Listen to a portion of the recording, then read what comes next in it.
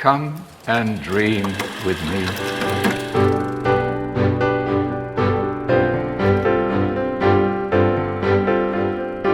Hello, welcome to What Do You Want to Watch, the Exposure Network's premier media podcast. Every fortnight we get to talk about movies, TV and online content and help you answer the question, will Billie Eilish's No Time to Die be eligible for an Oscar this year or next year? I don't think it's going to be eligible at all, to be perfectly honest. I don't think it was eligible for the top of the hottest 100, so I mean, it came out in its music this year, so... Yeah, I know, but like it's so closely associated to the film. I just thought they should have pretended it never came out, never talked about it again, and just like put it out prior to the movie. Like, here's that new Billie Eilish song. Well, imagine how disappointed I was. The whole day I was waiting for Blinding Lights by the weekend, but I didn't realise it came out the year previous. Did it? Yeah. At the end of 2019, and the single was released. But what, the album wasn't? Is that how they use the rules? Oh, yeah, it's by singles because, whenever the single was released, I imagine. I'm your host, Ashley Hobley. Joining me this episode, Dylan Blight. Welcome to the Hottest 100 cast. The Hottest 100. Should have been higher. Hottest 100 breakdown. If you was going to do a podcast where it's just breaking down Triple J's Hottest 100 song by song, that is actually the best name for the podcast. Should have been higher. Trademarked and copyrighted. All right. Also joining us, returning, Nicholas Pryor. I am also Ashley Hobley. No, you're not. You need to understand your own identity and claim it for yourself. I feel like that's the best answer he's ever given to you saying that as a running joke. I feel like you should, Ashley, because you're not Ashley Hobley. Wow. Telling me who I am and who I'm not? That's cancelable stuff. Moving on. We've got a big episode today. We're talking about the vast amount of things that are in our watch history. We're covering a little bit of news and more. So let's kick things off. Dylan, you went to cinema and checked out the latest Australian movie release, and I think we're going to be talking about a lot of Australian movies in the coming weeks. Penguin Bloom. Yep, Penguin Bloom. So it's based on a true story of... Hold on, I don't want to get the woman's name wrong because it's a real person. So Naomi Watts plays the main character, which is called Sam Bloom. So her husband, Cameron Bloom, played by Andrew Lincoln from Walking Dead fame, of course. And then their 3 kids, they're in Thailand for a holiday, and they go up on top of... This isn't a spoiler. This is the setup for the movie. They go up on top of this building, and Sam goes to pose for a photo or something like that, and the rail on the roof gives way, and she kind of falls off, and she becomes I can't remember. Really disappointing to see that she survived the that tsunami and the impossible, only to be thwarted by by balcony. It's all things coming for Naomi Watts lately. The movie sort of follows, I guess, what you'd call, as bad as it sounds, sort of that stereotypical plot of someone goes through a hardship and then the family's having to cope with it. They're having to cope with it. There's that scene halfway in the movie where where she begins breaking stuff because she's angry, and I feel like all of these movies sort of have that one scene. But the thing that makes this movie special, like Naomi Watts' performance is great, Andrew Lincoln's performance is great, the kids, in particular the main kid, who I can't remember which one it is based off IMDb, but the oldest kid who the film focuses on, because he sort of, that's the kid who's blaming it on himself because he's the one who asked his mum to go up there with him. He's really great. But what makes this movie stand out, and my first official nominee for Best Supporting Actor of 2021, is all of the animal acting crows or magpies, animal magpie actors. Yes, sure. Who apparently there was 6 or 7 playing this role of Penguin, which is the name they give this magpie. One of the kids says when it falls out of a tree and it becomes a family pet. And oh my God, I went into this movie going, magpies, bit annoying, aren't they? They're not. Like, then I wouldn't say I went into this going, magpies, yeah, love them, they're cute. But by the time I walked out, I was like, oh my God, I'm a converted magpie lover, because it is, in a lot of ways, this movie does just feel like you could swap the the magpie with a dog, and he would just have the same sort of plot, but it probably wouldn't be as special because I would say you've seen that movie with a dog where the dog is sort of helping someone going through trouble overcome something or something along those lines. But when you have a magpie and the magpie is doing all sorts of things, mischievous things in the house and whatnot, it's quite funny, this movie. And then, of course, it's heartwarming as well as Sam begins to come to terms, I guess, and how she wants to move forward in her life, and as a family, they're all going to move forward and overcome the hand they were dealt, I guess. But no, I thought it was a really good movie. I laughed a lot. I cried by the end. Great performances. Also, shout out to what's her name? Rachel House is in this. Who every time she pops up in something, ever since Hunt for the Wilder People, I just love seeing her pop up in anything. But yeah, Penguin Bloom was a good movie. So far, I'm 2 for 2 with these Aussie movies this year at the cinema. Between this and The Dry. The Dry, big. So before we move on, it is an Australian movie, is it? Because everything I've seen said it's an American movie. Production-wise, it's, I believe, half and half, or 70-30 or something. Yeah. So it is. It's like Invisible Man, except it's actually set in Australia, but made by.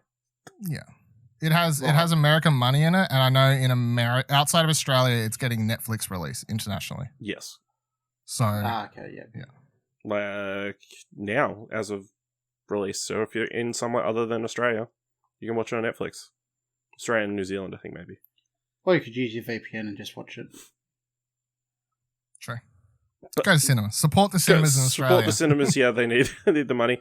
Although I tell you what, I saw an interesting factoid over on Box Office Mojo. At the moment, the 4th highest grossing film of 2021 is The Dry. Yeah, it made a fuck ton of money. Worldwide. Oh, worldwide. Okay. Yeah. See, I remember saying, I remember thinking that movie would do well internationally, because not only had the book sold well internationally, but as I was saying when I was talking about it, it just reminded me of watching that small middle of nowhere town murder mystery type thing, Broken Glass, Shapeless Mirror, whatever that show is called that I keep forgetting the name of, with fucking whatever, I can't remember. Everyone playing can't remember knows anything about it. That helps. Yeah, it's fine. Yeah. But yeah, I mean, it's just a small town murder mystery. There's nothing about it that goes, oh, this is Australians. International audiences won't like it. No, but it's only released in Australia and New Zealand so far. So, and it's still the highest grossing. Yeah, they can't ignore the Australian market now. Yeah. Look at all the money it's bringing in. All $8 million. Nick, you watched The Dry as well. What do you think of The Dry? I enjoyed it. It's one of the better recent released Australian movies I've seen. It was acted pretty well. The story was pretty compelling, but there was a few little nitpicks that I felt were out of place, especially the ending where the reveal happens, but the character getting the reveal couldn't have known that's what happened anyway. It just... Well, as someone who just listened, I just finished listening to the audiobook for the book. Weirdly enough, the ending of the book plays out basically the same way. Oh, really? It just feels like lazy storytelling. It's more like... It's like they had it at the end just to give resolution because they can't leave it unexplained. It doesn't have exactly the same shot or whatever, the way the movie ends, but the book in its own way cuts away to imply what it's implying. Because the thing I went into that book wondering was, because the movie does lots of flashbacks, obviously, to when they were kids, and I went into the book thinking that won't be in it because that probably won't fit or make sense or whatever for the book for whatever reason. And no, the book, every now and then, the characters will be talking about something, and much like in the movie, it's just whatever the main character's name is, Eric Banner's character, he'll just start, because he starts thinking of something, the book will be next paragraph, it's flashback. It doesn't even tell you flashback, it'll just sort of it's a stream of consciousness. Yeah, I know. Cool. Yeah, but other than that, I thought it was pretty good. It's the best movie I've seen so far of 2021. Okay, that's good to know. I guess we can touch on WandaVision, the latest series to Disney Plus from the MCU. If you want to hear me and Dylan's in-depth thoughts with Kieran each week, you can go check out all new Marvel cast. We've got after show every single episode. So, Nick, what did you think of WandaVision though? I'm enjoying it so far. I mean, a lot of it is heavily referential to shows that I never really watched. Like, I get like the basic gist of what it's referring to, but I also don't have a steep history with it, so a lot of that's lost on me. I think it's kind of a slow burn as well, which isn't a knock on it per se, but yeah, it's slowly building up into something pretty compelling, because originally I wasn't really sold on the idea. I was like, oh, I wonder how they're going to do this, but yeah, it's exceeding expectations so far, and if it's going down the path that I think it's going to from a certain comic storyline, I'd be quite interested to see how they pull that off. Yeah, definitely. Yeah, I'm enjoying it so far. I feel like, obviously, it's pretty, obviously, homage to a lot of the sitcoms of the, so far, 60s, 70s, 80s. So, yeah. Maybe I'd like a little bit more information, but I feel like the most recent one gave a fair chunk that I feel we'll be getting more. It won't feel like we're being fed breadcrumbs every week coming forward, so I'm looking forward to that. But Dylan, you said it's pretty much the best thing on the MCU at the moment. I'm head over heels in love with it. As you know, as someone who thought the whole Infinity War Endgame saga was perfectly fine, but I wasn't in love with those two movies as much as the rest of the world. I was like, yeah, they were fun or whatever, but it just still felt the same sort of stuff. And now to have this go, we can do weird, wacky stuff that doesn't fit the formula we've spent the last 10 years building with the movies, has me not only so excited about this show, but so much more excited about the future of the Marvel shows on Disney Plus, the future of Star Wars shows on Disney Plus. Like, as much as I like the Mandalorian's like enjoyable, but I'm like, cool. You've proven we can go weird and wacky with Marvel now. Let's get like a horror Star Wars show. Let's get some, something genre-wise different outside of what you do in a movie. The thing I like about it too is it lets the characters act out as characters, as opposed to where the majority of the movies are exposition in between action scenes and action scenes. I saw someone put up an article the other day that was like, here's all the times that Wanda in the movies actually spoke that wasn't just like a quip or a line in an action scene, and it was, like it's minute or two, basically. She has no character development for all those movies she's been in at all, and now she loses her accent. Yeah, or I don't think it's a spoiler. In the third episode, there was one scene where it came back for a hot second. I was like, oh, there it is. It only happens when she sings, I guess. So check out WandaVision. I also went to the cinema this week. I checked out Lupin III, the first, which is the new CGI 3D animated film based on Lupin III franchise created by Monkey Punch. The first time it's been rendered in 3D animation, which Lupin player is Arsene Lupin III is a thief who is trying to steal this diary that is apparently going to lead to some mystical treasure or whatever, but members of the people who are part of the Nazi party are trying to get hold of the diary as well. This whole thrilling and it's an Indiana Jones plot. It is very much. The plot is not the reason to see this. It is. Is it a children's kind of thing? Kind of, yeah. Yeah. I saw the poster on your timeline. I was like, "Oh, that looks like a kids animated kind of thing." But no, I'd say you threw in Nazis there. I was like, obviously it's an anime, so it's based on an anime, so it's that kind of kids thing. But Nazis are always involved in everything. You can chuck them in anything. Just don't chuck them into the White House. Yeah, the plot's not great, but the action is really good. There's some over-the-top ridiculousness, like a samurai cuts to an entire armed police van, like cuts it halfway straight down the middle. That sets up a cool animated sequence, and then another guy shoots the bolts off the signs above roads. You know how they hold on the highways, hold the big signs.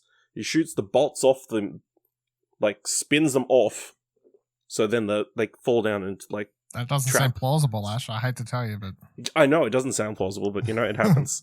Yeah, it's a good time. I really enjoyed it. Animation looks fantastic, which is interesting going into in a couple weeks' time. Earwig and the Witch from Studio Ghibli, which is also 3D CGI animated. I don't think it's going to be up to the same standard. So, but we'll see, and we'll talk about it here. And what do you want to watch?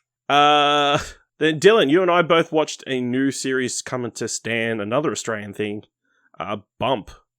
Tell the people about Bump. Bump is a Stan original Australian series about this young girl called Ollie, played by Nathalie Morris, who, like, she's in high school. I take it she's in like grade 12 or something. I think she's in 11. I think they say at one point. 11. Yeah, I figured it must be like. I figured it must be like towards that end. Who doesn't realize? Look, I'm spoiling like the first 20 minutes of the first episode here. She goes to school. She's feeling a bit sick. Goes to the toilet. In a car accident. Yes, like there's a whole thing going on. She's having a bit of a rough morning. It's not that bad. Yeah, her mum is a teacher at the school, so that's kind of helpful when she gets stuck in the toilet feeling like she's going to explode. They call a ambulance. The ambulance comes to take her away. They're like, oh, appendix, all this sort of stuff. And then they're like, I think you're pregnant. And she had no idea that she's pregnant.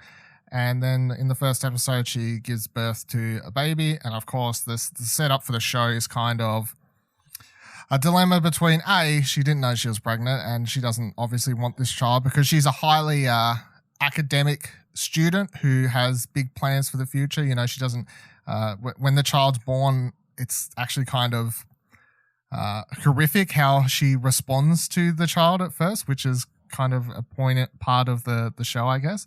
And then the other dilemma is just her, like, it's not her current boyfriend's child. Let's put it that way, which brings up some other issues there as well.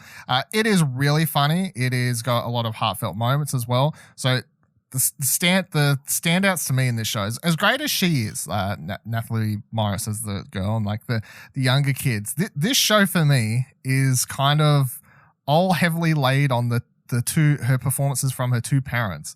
One is Claudia Carvin, who's also Claudia Carvin. Sorry, so I said her name. Who's also one of the creators of the show, and she plays her mum. And then Angus Sampson plays her dad. And I don't think I've ever seen Angus Sampson in something that I haven't loved him in or laughed at. So, and her dad is just this sort of, I don't know, they're on the edge of a divorce, and he wants to smoke weed all the time and just kind of lounging around. I don't know if he's ever had a job or even has a job at this stage. No, he had a job, but he got laid off, yeah. Yeah. And her mum is, as I said, a teacher at the school, so she's obviously on the opposite end. But those two are fantastic and bring a lot of the humor to the show, whereas then they've got this rather serious, of course, teen pregnancy storyline, which you may be like, I've seen that before. How's this any different? I don't know, like, I feel like each episode of this is written so well that as it finishes, you're like, okay, next one. Like, I binged it all 10 episodes in a row, basically, over a night and a morning. And that was because they're like half an hour episodes. And as soon as one would finish, I'd be like, the perfect amount of laughs and heart and everything. And then it would finish on sort of cliffhanger. I'd be like, yes, I need to know what happens next. And then when it finished, I'm like, cool, where's season 2? Chop, chop. And they said they're doing season 2. So, yeah, I love this. I thought this was fantastic. Yeah, I also thought it was fantastic. Amazing cast. Lots of very diverse. Well, amongst the younger cast, they're very diverse. Although the father's family is Chilean, I believe, or South American, so obviously there's a lot of diversity and clashes of culture from that end. I thought Natalie Morris was really great. I was worried that she was going to be very grating at the start, or like she was super kind of obnoxious, and I think that first episode, it's hard to like her, especially. I think that's a point though. After the birth in that hospital room where she's... Look, I'm just going to spoil it because I mean it's literally the first 20 minutes, but she is a hard to like character because she's kind of comes across as a bitch for the first 20 minutes, and then once the child's like placed in front of her, she literally looks at it and goes, "Get that fucking thing away from me," or something along those lines. And just death, the way she delivers that line, you're just like calling it, and you're like, how fucking. Oh, like you just So the show does a good job of making you understand how she feels, I guess, and like what she's going through as you continue watching it, though. Yeah, and I guess I don't know. the father, who you think was going to be a certain stereotype, ends up having a lot more nuance to him. Nuance and that kind of stuff. Although I did love an episode where he and his best mate like skip school for a day, and go around smoking stuff. They get stuck at a drug dealers. It's yeah, it's quite it's quite amusing. Quite amusing.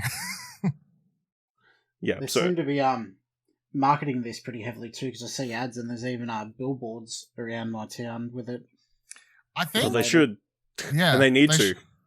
I actually feel like the market. I don't know if it's because I started tweeting about it, but after I tweeted about it, then all of a sudden I start seeing more ads for it, and I'm like, is this just because I tweeted about it once, or is Stan seeing that there was actually a pretty good response to this, and now because of that they've decided to put more effort into promoting it? I don't know.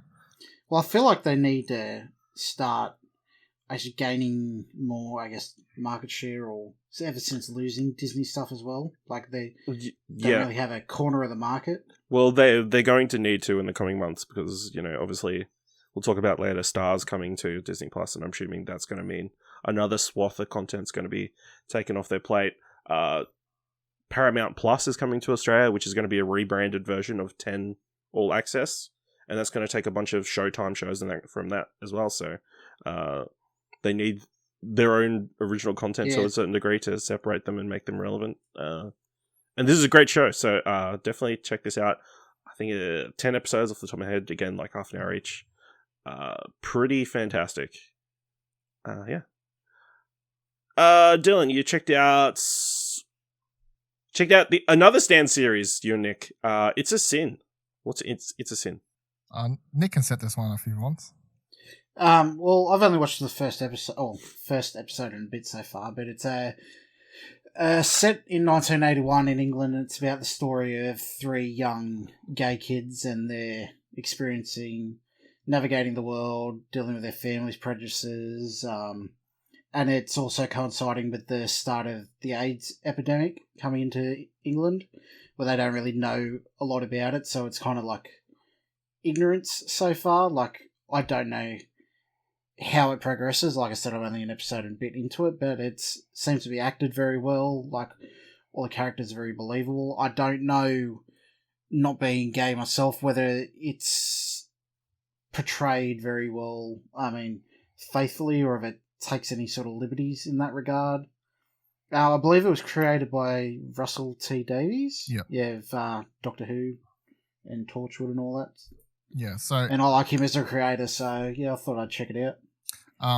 I've been looking forward to this since they talked about it, because in the interviews he was going, well, I'm making this series about, AIDS epidemic coming to England, but also I'm basing it, a lot of it, and the characters are based on my childhood and like that sort of stuff. So it's not like actually true story, like this one's based on his friend, this one, but apparently it is based heavily on friends he had growing up at the time, Russell T Davis, including the one girl, I think Judy something, I can't remember her name was, the one girl in the group.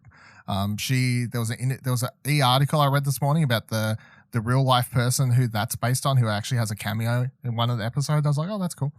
But no, I love this. I thought this was fantastic. I think it's 5 episodes. I watched 4. Yeah, 5. I think I binged 4 last night, and I watched the 5th when I woke up this morning. So it's really, really good. It starts out just full of, like it's real paced, edited together real well, where it's like introducing all these characters, and they'll seem like, even though some of them at first are in bad situations, the show doesn't really dwell long on those bad situations, and it kind of goes, well, this person's having a hard time in their home life, and they've fucked off and they've left it, and now they're living their best life. And the first episode is a lot of like, all of these kids are living their best life, they're all young, they're all hanging out this bar all night, they're fucking everyone that they want, doing what they want, you're like, well, good for them, they're doing what they need to do. And as the show progresses, it does get a lot darker, heavier.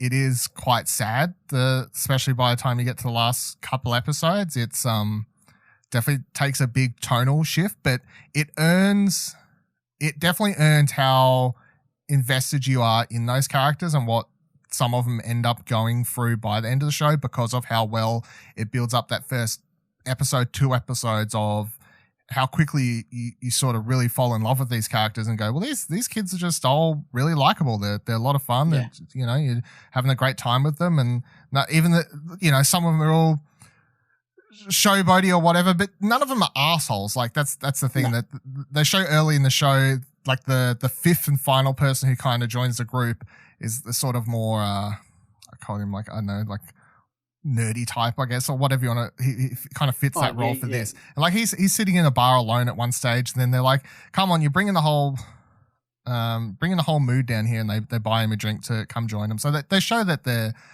just all out to have a great time. But fantastically acted, well directed, everything. Script's definitely what holds it all together from Russell T Davies, though, and I'd say this is the first between this. My favorite series of the year so far, like this is top, and then a bump would actually be below it. So that the third character, the nerdy type one, Callum Scott Howes is the actor's name, and this is his first acting role too. So I think he hit it out of the park with that. Yeah, I think he might have come from a theatre background, maybe. Wouldn't have even noticed, and considering he's paired with Neil Patrick Harris for the first episode, like he does a great job. The only slight criticism I have, only watching the first episode, is that they introduce the character of Roscoe and then just kind of sideline him for the rest of the episode. He doesn't really show up again. Other than in the background, whereas it spends the majority of the time setting up the other 2 main characters. I'd say all of them get their fair share of... By the end of it. End of it. Obviously, I would say there's one main character who becomes most prominent, I guess, as you watch it. There is one that's a standout who gets the most focus, but other than that, I feel like everyone kind of got their own shake. Yeah. Cool. Then you also went out and checked the latest Liam Neeson film, The Marksman. Look, I'll tell you what, the funniest thing about this, I gotta watch this. I'm like, you know what, fuck it. There's not much on at the cinema. I can basically watch everything as it comes out and keep up to date with movies these days. It was exactly what you think it is based off the trailer and or the title and or knowing it's a Liam Neeson movie. And I'm saying this as someone who has never watched a Taken movie. So Seriously? Yeah, I've never watched one. Wow. The first one's worth watching. I missed the initial hype, and then by time the second one came out, or even the third one, I kept being like, I'm just sick of hearing and seeing the memes, and it kind of turned me off ever. I was just like, it was overblown. Anyway, I would say this isn't really that Liam Neeson Taken thing. There's not actually that many action scenes in it or prop action scenes. It is more a thriller / drama. It's basically about Liam Neeson's character who lives on a farm near the border. Well, I don't even know what the city is right next to the border to Mexico. It's like Texas, I guess, somewhere, wherever it is. Arizona. There you go. It's in Arizona. He lives there, and one day he's driving along the road there just because he's just driving along the road there next to the fence. And this woman and a child burst through, and he stops them, and he goes to, it's like, I gotta call Border Patrol and all this sort of stuff, and then this car rolls up on the other side, and it's the cartel, and they're after this family for some reason, and things happen, and then eventually it's kind of the movie's Liam Neeson's trying to protect kid from cartel because cartel wants kid for reasons. Insert thrilling movie where they chase them across America and they have to hide and all this sort of stuff. But I mean, it was perfectly okay. I wouldn't say I loved it or hated it. Weirdly, it feels like the movie was written for like Clint Eastwood in another lifetime. Like if he was, That's you got too old. yeah, basically, like it from the character type to the everything, it just feels like it's made to be a Clint I'm Eastwood. gonna say, movie. it kind of sounds similar to like Gran Torino in a way. Yeah, the mule. Yeah, all of that. It very much seems like it was written for him. And weirdly, there's a scene in the movie where they're in a hotel room and they're watching a Clint Eastwood movie. So I'm like, come on, like, you doing this for real? But yeah, I don't know where I'd rank. I'd probably rank it somewhere between like a 5 to a 6, which on our scale is like, it's either meh to okay, but yeah, you could probably wait and watch it one night at home. All right. Then you checked out the new release on Amazon Prime, Regina King's debut film, One Night in Miami. So this is fantastic. This is as good as, if you've seen everyone hyping this up, she definitely deserves an Oscar nomination for the direction of this. There should be plenty of Oscars flying around for this one. If you haven't heard about this one somehow, because I feel like it was getting written about everywhere, the key setup for this one, and it is based on a play. It's adapted from a play, but it sets up one night, a fictional night, in which Muhammad Ali, Malcolm X, Sam Cooke, and Jim Brown all get together, and they're kind of hanging out in a hotel room. And the majority of the movie is just in that one hotel room, like a big part of it, which could sound boring, but it really is taking the thing of like, okay, let's get all these people who had such big ideas, big personalities, and being like, well, what would they actually talk about in that time? And that's what makes the movie so good. You know, you've got people challenging Malcolm X on his views about what, his sort of extremist views of what he's trying to do for black people in America at the time, and people arguing with him back and forth. And it's a well-known thing that he was big friends with Muhammad Ali. Even though this is prior to his name change, so it's like was it Cassius Clay? Yeah, I think. Cassius Clay, yeah. So all of that, and you've got all these clashing sort of ideologies and talk, and and that's what makes the movie so interesting, because it's not even like it seems fantasy. It actually seems like if these people would have got together, these are sort of realistic conversations they potentially could have had. Super entertaining. There is like the first 15 minutes or so is not in the hotel, and then eventually they're not always in the hotel. There's sort of sometimes some flashback sort of sequence and stuff like that, but it is all held on this fantastic direction from Regina King, especially given they are mostly inside of a fucking hotel room, and how she manages to make the movie always feel lively and moving within that confined sort of space. And then also the four key performances, and all of them are phenomenal. They're not just mimicking popular, well-known figures. They really bring them to life. Yeah, no, I love this.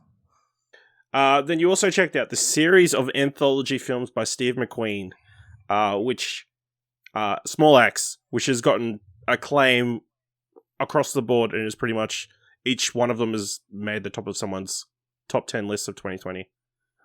So here's the thing with Small Axe.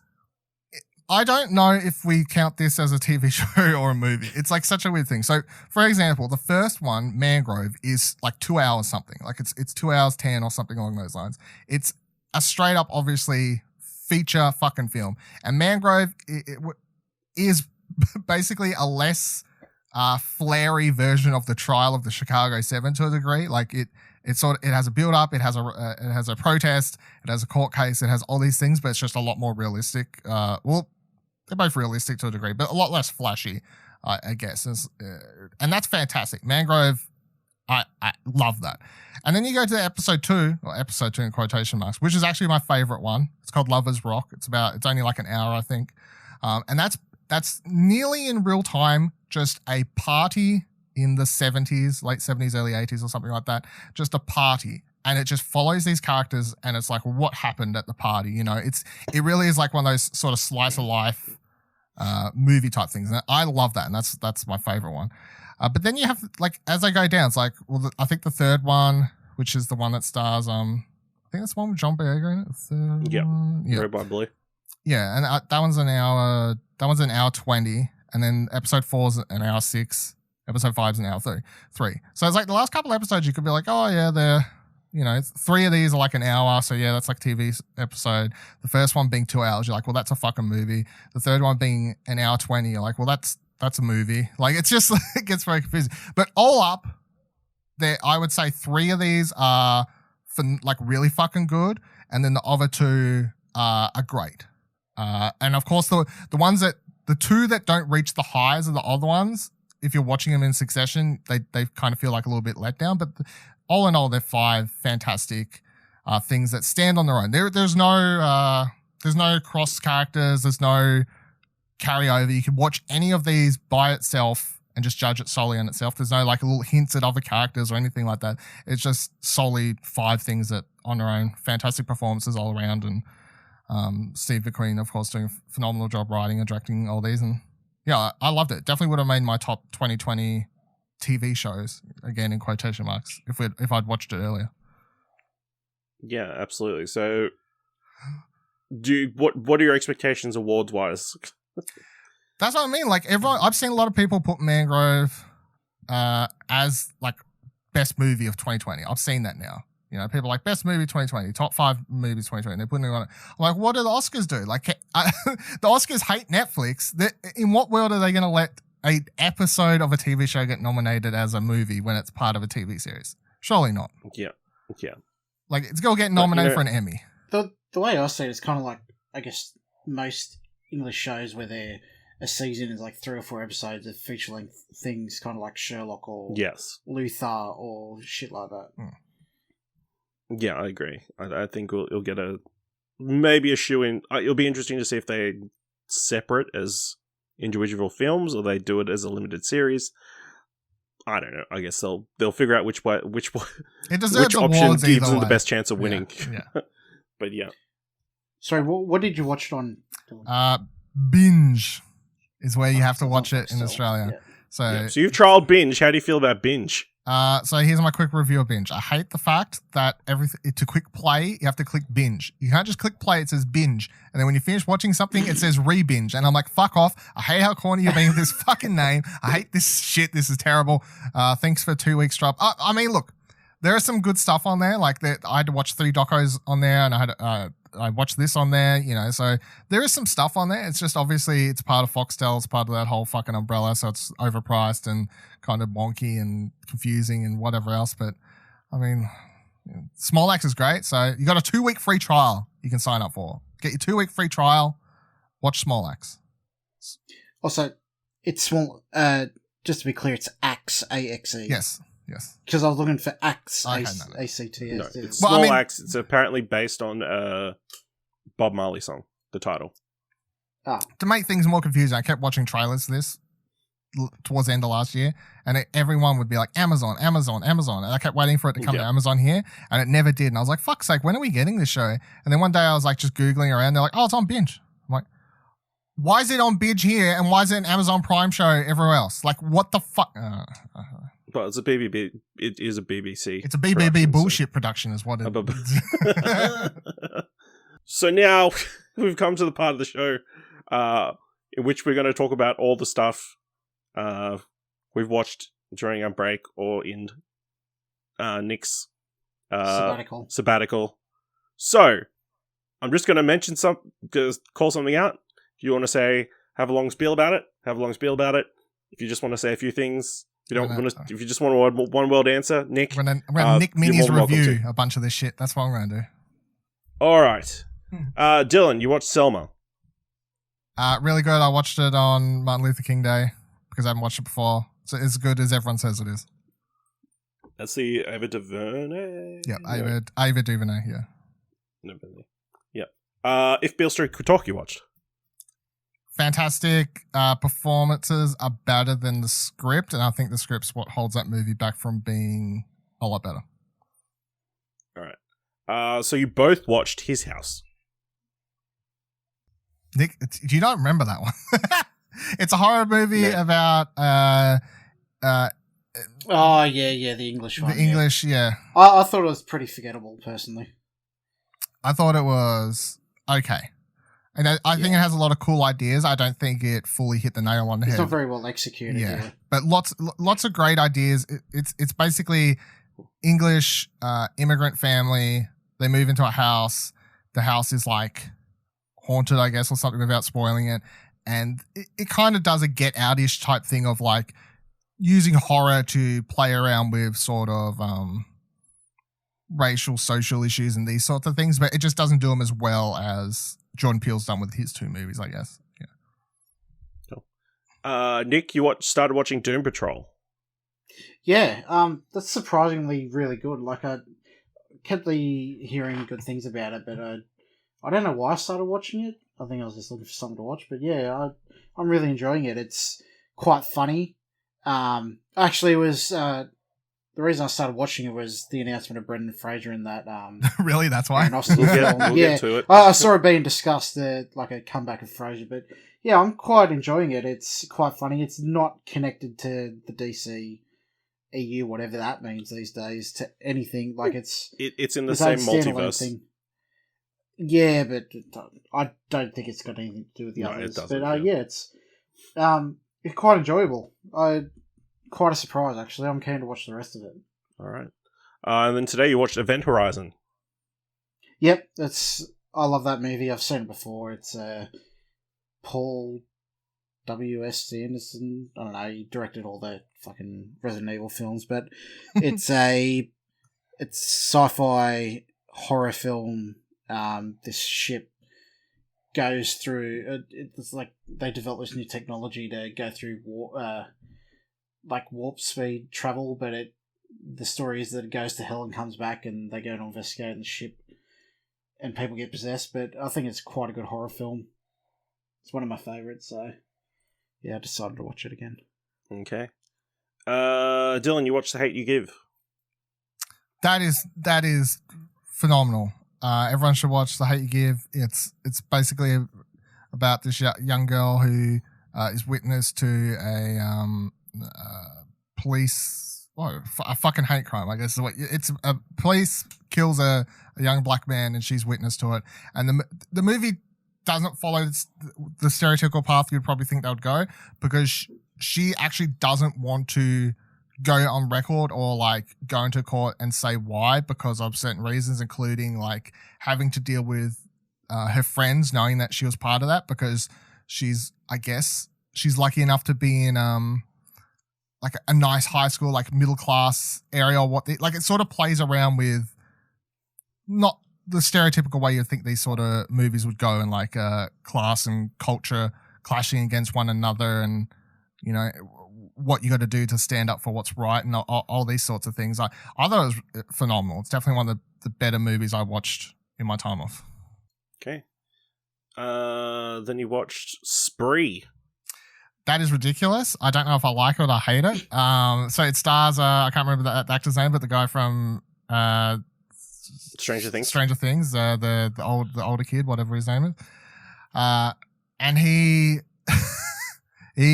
wants to be famous on the internet, so he sets up in his Uber, but it's called Spree in this movie because I'm sure legal copyright issues, and he sets up a bunch of GoPro cameras, and he sets out one night and he's live streaming, and he's like, I'm just going to start killing people because that's what I'm going to do. And it's all told through, of course, it's one of those movies where all you ever see is what the cameras see, and you'll see like him popping up his phone or whatever. It is ridiculous. His performance is, you can tell he's having fun, like just playing an absolute arsehole. Joe Keery, by the way. That's the name, yeah. I don't know, like by the end of the movie, it's very obvious what the movie's trying to say. It's very much trying to say like, you know, kids these days need to be vlogging everything or TikTok and everything and this sort of thing. But I don't know, I had fun with it. I just wouldn't say it's a very good movie. All right. Then you watched Assassination Nation? Yes, I've been meaning to watch this since the trailer, but which I think we did I feel like we did a reacts or something. I think we did do a reacts, yeah. Which is about, it's basically Salem witch trials, but modern day.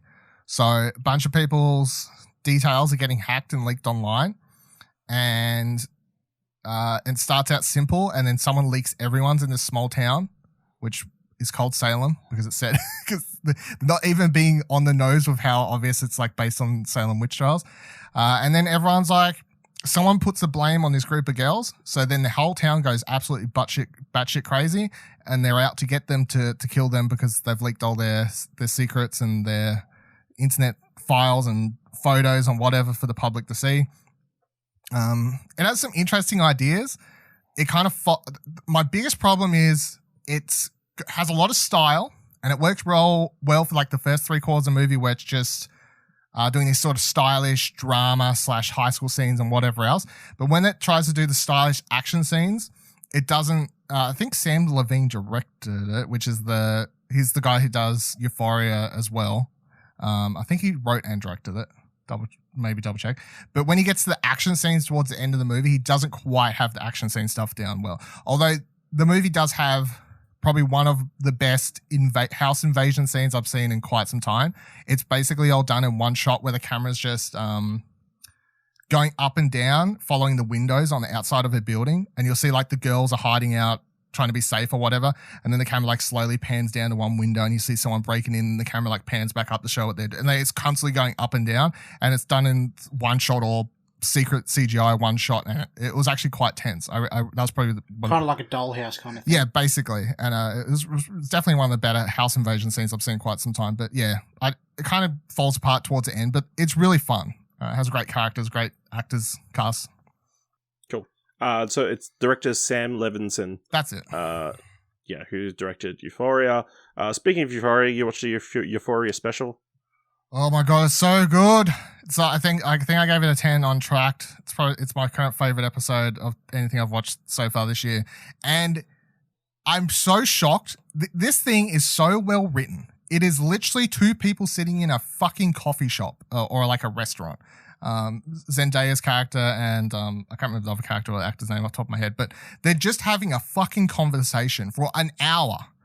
And that is it. But after watching the first season and then coming to this episode, it's just like some next level introspective shit. And the second special will be out now by the time this publishes. So I'm really, really excited for that because the first special was just phenomenal. So it's like My Dinner with Andre.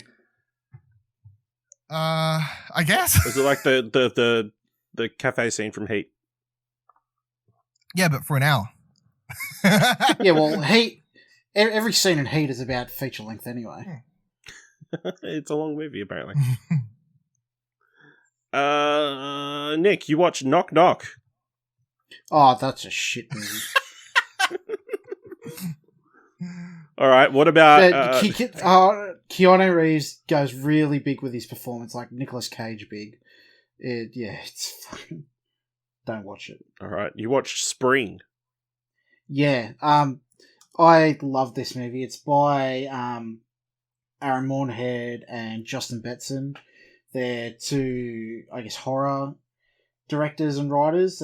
They've done some other fantastic movies that I love, Resolution and The Endless, and their new movie's coming out in February in Australia called Synchronic with Anthony Mackie and a few others. But yeah, it's sold as a horror movie, but it's more a romance movie, but it's incredibly touching. I mean, the acting's phenomenal. It's just one of the best movies I've seen this year. It's fantastic. Interesting. Yeah, so apparently they're tapped to direct Moon Knight, so that's interesting. Yeah, they're really unique in what they do, and I'm big fans of theirs. This is the one you gave a 10, right? It was a 9. I gave it an 8. Okay. There was one you gave it, which is like a Nick 10. I know, there was something else you saw you gave a 10. And I was waiting for that to come up. I don't think it did. There was something you gave a 10 to. Anything a 10. I don't know. Maybe he knocked it down. Maybe it was by accident when I looked at it. Yeah, my fat fingers. Those hearts are very little. Dylan, you watched Wake in Fright, the Australian classic. Yeah, that movie is absolutely something, and I really don't know if I could. I know it's old, but I really just don't want to spoil anything about it because I knew nothing about it going in, and holy shit, I feel like that was one of the... You know, you watch a movie sometimes, you're like, I just went on a fucking trip. That is that movie. It is something like nothing you've ever seen before. It is completely out of left field, and I very much enjoyed it. It's very weird. It's quite thrilling. It's the most drinking I've seen in any movie ever, I'm pretty sure. So, yeah, no, everyone should watch it. It's something different. Then you watch Bad Boy Bubbly or Bubby. Bad Boy Bubby, yeah. So that is also fucking quite weird. I don't know if I hate it or like it, honestly. If you'd ask me, it is when that movie starts. I feel like it's trying to get the audience to walk out straight away because it's it just starts with some really fucked up, disgusting character and scenes. Like, fuck it, I'll just set up. Really, it starts with this guy called Bubby, who's like a 30-year-old man who's got tricked by his mother, and she's saying the world outside's poisonous, so he has to stay inside. And I mean, they have sexual relations quite a lot through the first 10 minutes of the movie, and then at some stage in the movie, Bubby escapes his home, and then the rest of the movie is him as someone who thought the world doesn't exist, discovering what happens outside. And some of that is weird, crazy. All in all, I'm pretty sure that the point of the movie is to say, I don't know, maybe we should treat people better. Maybe we shouldn't judge everyone. Like that's kind of what I took away from it. It's a very weird movie. It sounds like that fucking Brendan Fraser film. Yeah, but where he gets imagine that, swept but away. and more fucked up. Yeah, Yeah, my old boss used to talk about this movie all the time, but I've never. it is fucking. It's something. Okay, tonal change. You watch Red Dog. Yeah, so I'm finally starting my. I've got Red Dog 2 sitting here in the doco as well. Is it? Are you only watching this because you got the Coco? Well, I watched Red Dog back in the story? day, but I haven't watched it, so I was like, well, I haven't watched 2, so I'll just rewatch 1, and I'm gonna watch 2, which I hadn't seen before soon, and then I'm gonna watch the doco, which I haven't seen either. So I was doing the whole thing. But Red Dog, in case anyone hasn't seen it, it's kind of like an anthology movie to a degree, where it's this dog sort of traveling across Australia, meeting different people, and the movie starts with him on his deathbed, I guess. The dog's on its deathbed. And it's all these people at this bar going, well, remember this time. It's like all these people telling these stories about this dog and the people he met. I feel like if you're a dog lover, I'd find it hard for people who like dogs to dislike this movie, but yeah. There you go, Nick. Who isn't a dog lover? I'm sure there's some people like Cat cats. people. Cats in general, or cat people. Bad People allergic to dogs. Yeah. They're probably not fans. You'll like them from afar. Nick, you watched The Rover, one of Dylan's favourite films. Yeah, Australian film with Guy Pearce and Robert Pattinson. Yeah. I really liked it. I guess it's, in my own headcanon, it's kind of like in a Mad Max world. Could be. Yeah. But it's just like the general post-apocalyptic film where Guy Pearce's car gets stolen, and actually it's a post-apocalyptic John Wick. Yeah. But yeah. He just hunts them down and Sold. gets his car back, and he drags Robert Pattinson along the way, which is related to one of the guys that stole his car. My biggest issue with this film is the accent and the way Robert Pattinson delivered dialogue. I found it extremely hard to understand. The way he mumbled and like the American accent he put on. I just had to turn off subtitles for this to even get what he was saying. But yeah, I quite enjoyed this film. I would understand people having trouble. Like, I get why you say that, but I didn't, but I'd understand why you did, because he does do a lot of mumbling. But I haven't watched this movie in years, but I remember when it came out, this was the movie for me that was like, holy shit, Robert Pattinson. This is the turning point. This was like the first non-Twilight thing I remember watching him like outside that and going, holy shit, here we go. Okay. Nick, you watched Mystery Road. Oh yeah, another easy film. It's this Aboriginal detective returns back to town and a murder happens and they're investigating and it unravels. It's got Hugo Weaving and a bunch of other Australian actors in it.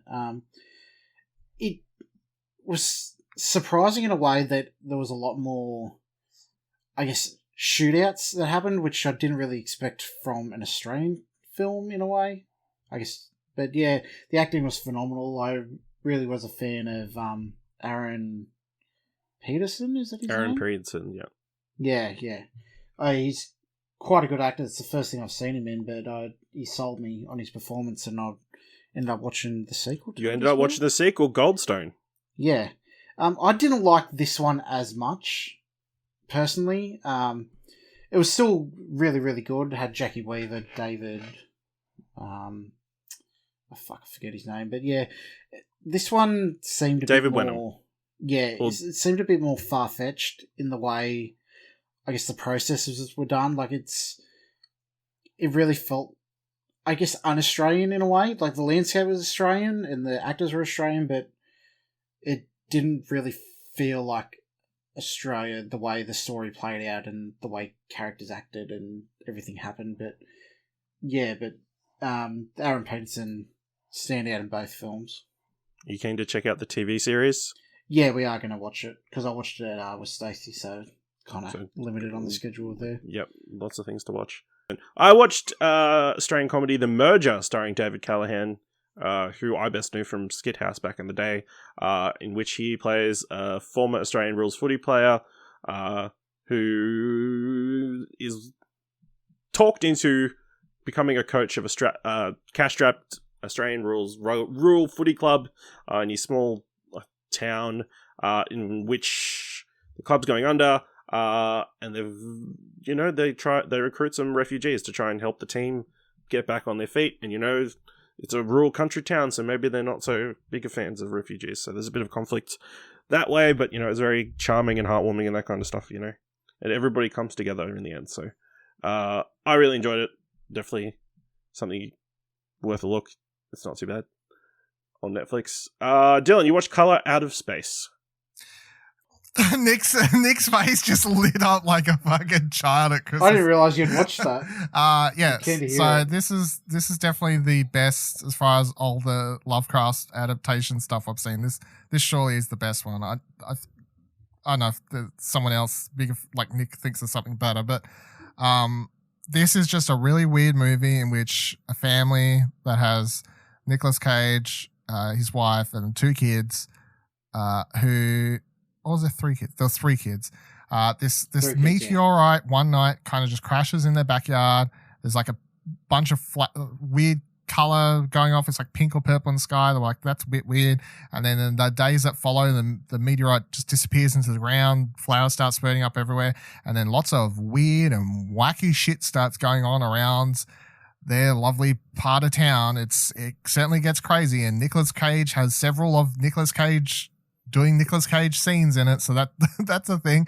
Has some fucked up body horror in it, which I was like, okay, well, when that happened, I was like, that is fucked, and I don't like looking at that. That is disgusting, but that's what we're in for with this movie, I guess. And then by the time you reach the end of the movie, you're like, well, that's fucked. That's not a very happy ending, is it? Like, what was I expecting? And it's got Tommy Chong. That's true. Yeah.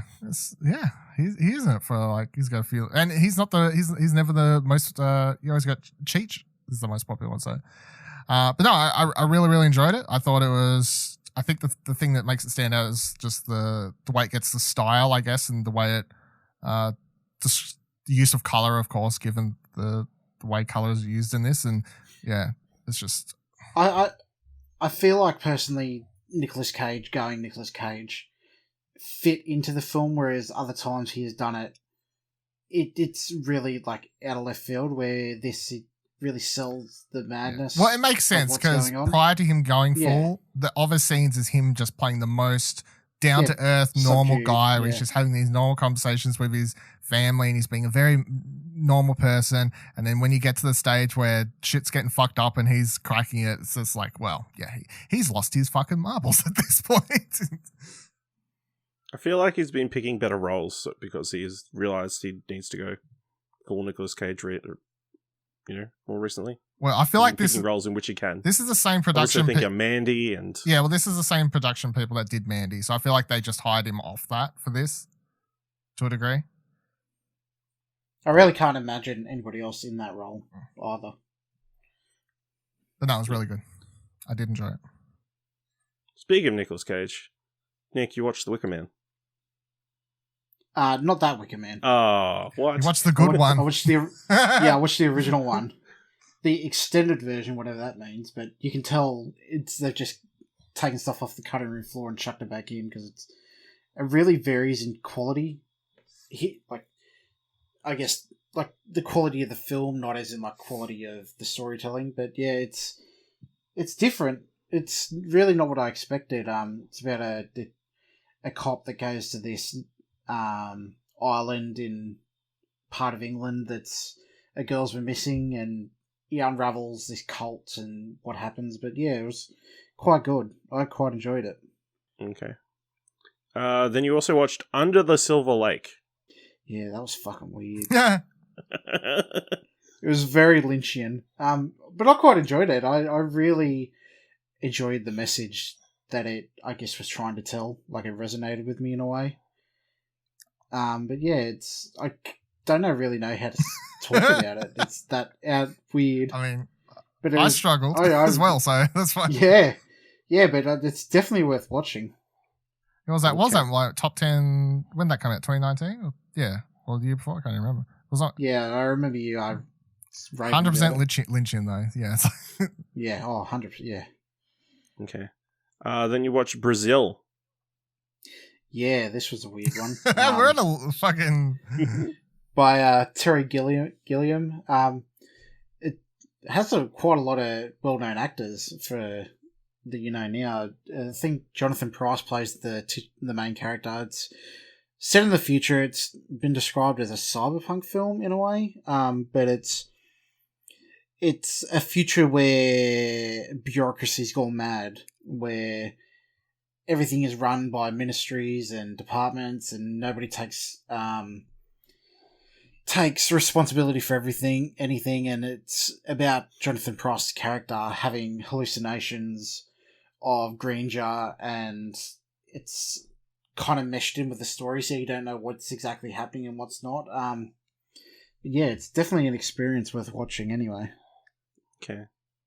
I'm hoping this one's interesting as well, based purely on the title. The Man Who Killed Hitler and Then the Bigfoot. It is an incredibly ridiculous title, but it's actually a quite heartwarming film. It's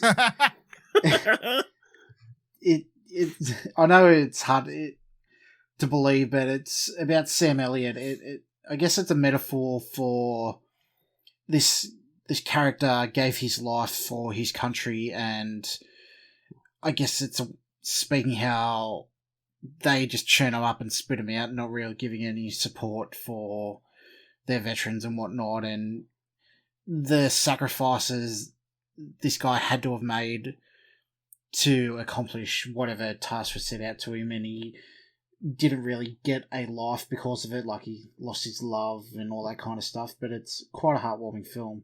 And Sam Elliott, one of the better performances I've seen him in. Okay. Speaking of chewing people out, Dylan, you've watched Billy Lynn's Long Halftime Walk. Yeah, so let me tie this into something else I've watched since they're kind of a duo. So Yeah, I was going to follow that up. I watched that, and I watched Gemini Man. Gemini Man, right? And I watched them both because of the fact that they're shot at 60 frames per second, and I just wanted to watch. I watched Gemini Man first, and as a movie, it's pretty shit. Like the script kind of just falls apart pretty fast. But I don't regret buying it because I actually enjoyed watching it as just as an interest of how 60 frames 4K looks. And at times it looks quite well. In the action scenes, it completely ruins the action scenes though. And you have a lot of issues that you're just not used to having to do. I mean, that movie's been made fun of a lot for certain scenes that are in it, and rightfully so. But it's definitely interesting from a technological point of view. And then Billy Lynn's Halftime Walk has a lot more interesting script because it's about this, what do you call it? Like a platoon, right? They come back, like they're off duty from Iraq. They come back, they're getting all these medals or something along those lines, and they want to get honored at the Super Bowl halftime show. And the movie kind of just follows them through this one day, and dealing with like sort of PTSD that's going off for one certain character at a time. There's a lot of flashbacks. Kristen Stewart plays the main character's sister, who's like calling and being like, hey, I've got a doctor. If you go see the doctor, you won't have to return to duty because they're supposed to fly out for duty again the next day. It never comes together by the end of the movie. I understood what it was trying to say. Like, if you want to put it in the camp, it's definitely more of a anti-war movie than a war movie. So that's more in my direction of like what sort of stories I guess I'm interested in. It just never really comes together. And I think the reason it doesn't come together is because that movie was the first one that he shot in 60 frames at 4K, and it probably was a lot more time was spent on the technology of that movie rather than actually focusing on telling a good story, even though they had some cool ideas, interesting ideas with the story. That movie's a lot less flashy, obviously. It doesn't have these big action scenes and whatnot. It has one shootout scene where there's a flashback, and there's like parts where stuff's exploding, and it definitely, you can tell 60 frames, you just see the explosion of the dirt out of the ground, like a lot different than you would when you're watching a movie at normal 30 frames. And then another good example is they do this halftime show where there's a Step In Beyonce, like Destiny's Child group, and they've got to like sort of march behind them or something like that, and there's all these fireworks going off in the background and stuff like that, and you can kind of track each of the fireworks a lot better than you would if it was shot at 30. Like you just get that much higher detail. So all of that I found interesting. I'm definitely not like, well, this is the way movies should be made from now on, but from a technical point of view, it's, as someone who's interested in film, I guess it was worth watching just to have the idea of what they're about. It reminds me back in the DVD first come out and you'd hire VHS and that swordfish scene with the explosion. The what? I don't remember that. So when you... at the end of the movie. Like you said... No. The explosion in swordfish, but at the beginning of VHSs, you know how they had ads when you'd hire them? Yeah, this is what DVD can do. It'd show you the the 4x3 of the VHS and the letterbox that would like blow out and show all this extra detail. All the shrapnel going everywhere. Remember? Yeah. So Nick, you watched Solomon Kane. Oh yeah, I totally forgot about this one. Loved it. I only watched it because I watched a panel of a game designer, and he said this was a big inspiration for that particular game. And it's a dark, like I guess, historic gothic kind of film about this guy called Solomon Kane who gets cursed by the devil, and then he goes back to England to kind of live out his days in peace and solitude because he was a murderer, but he gets taken over by some fucking dark forces and he ends up having to fight him again. And it's, I guess, a serviceable action film, kind of like Van Helsing or like that type of film, but it's definitely not worth writing home about. Solomon Grundy, born on a Monday. No, that's not it. Okay. Dylan, you watched Evil Dead, the 2013 version. Yeah, so I've had this sitting around for a while. I hadn't got to it. I enjoyed it. It's just like if you go into watching it, it's just nothing like the original trilogy of Evil Dead films. Like even though there's a cabin, there's a cabin. Well, there is a cabin. That's true, and they have some of the key moments, and I guess like things that make it seem like it's Evil Dead. Of course, you got the book, you've got the people slowly being taken over, and all these sorts of things. Like, but when you look back at the original trilogy, it's like, well, the first one was considered the most serious of the horror movies, like the first one. Then the second one's obviously a lot more comedic, and Army of Darkness is just a straight up fucking comedy at that point. This one is straight up like, let's take Evil Dead's concept of cabin woods, book, people let out secret spell, fucking demons, monsters come to get them, start infesting them. Like, this movie has so much fucking blood and gore in it, and like, it is absolutely nonsense by the end of it, the amount of blood and limbs that people have lost and all these sorts of things. So it is a straight up horror movie. And I enjoyed it for what it was. It's just like, you can watch the other Evil Dead movies, and when they finish, you're like, oh, I had a good time. You still feel like, you know, it was a lighthearted horror movie with some good old laughs along the way. And then this one, you finish it, you're like, I feel terrible. Can you put something fluffy and pink on, please? You know, like... I remember going to the cinema to see it and really enjoying it. Like, it's got nothing to do with Evil Dead as a whole. I think they just named it that to get people cash in, I guess. Yeah. But it's actually quite a good movie, I thought. Despite if you knew nothing about it being a remake, I'd be like, yeah, people probably enjoy it more, I guess. Yep. Then Nick, you watched Death Becomes Her. I'm drawing a blank. Oh, that's that. Yeah. Bruce Willis, Goldie Hawn, and Meryl Streep, I want to say. Meryl Streep. Yeah. Yeah, that was one of Stacey's picks. She watched it as a kid and loved it, but it's quite a bizarre movie where, I'm trying to remember.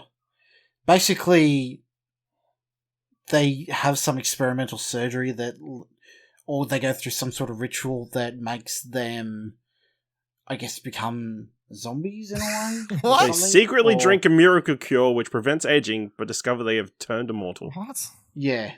So at the beginning, it's like Meryl Streep steals Goldie Hawn's husband, who's a plastic surgeon there forever, and she ends up in some asylum and eventually gets out and tries to plot a revenge on Meryl Streep, and all this shenanigans happen, and prosthetics and people breaking arms and it's bizarre. It's definitely of its time, I find, but yeah, it is what it is, I guess. I can't even remember what I scored it. All right. Dylan, you finally got around to watching Happy Death Day to You. Yeah, so I regret not watching this because I remember when they announced this, I was like, no, that movie doesn't need a sequel. This sounds stupid. I watched this. This is better than the first one. I thought the first one was like a 6 out of 10. This one, because in case you don't know, Happy Death Day is literally just Groundhog Day, but horror movie where this girl wakes up and then a serial killer is chasing her, but every time the killer kills her, she keeps waking up. And in the first movie, of course, spoilers, she figures out how to break the loop.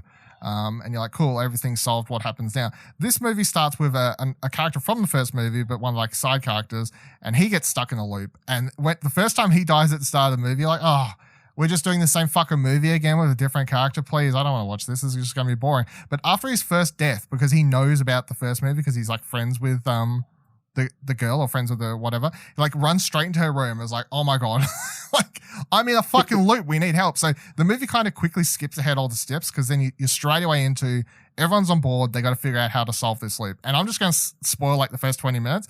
They think they're going to figure out how to solve that loop. They think it's because of science experiment happening in the school.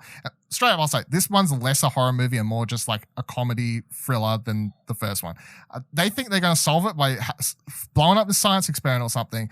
Lo and behold, they catch the killer. They pull the killer's mask off. It's someone they already know. Explosions happen, or they've traveled to an alternate timeline dimension. Now we got to figure out how to solve this alternate timeline dimension to travel back to our first one. Will that mean that it kills the... It is nonsense, but in like the best possible way of them going, okay, we're doing a sequel, but we won't make it boring. And in fact, we'll completely commit to the most bombastic ideas we can. And by the time I got to the end of it, they have like I think they had an after credit scene as well. And they set up a third one. And I'm like, that sounds bananas. Yes, please. I want whatever that movie is because it sounds ridiculous.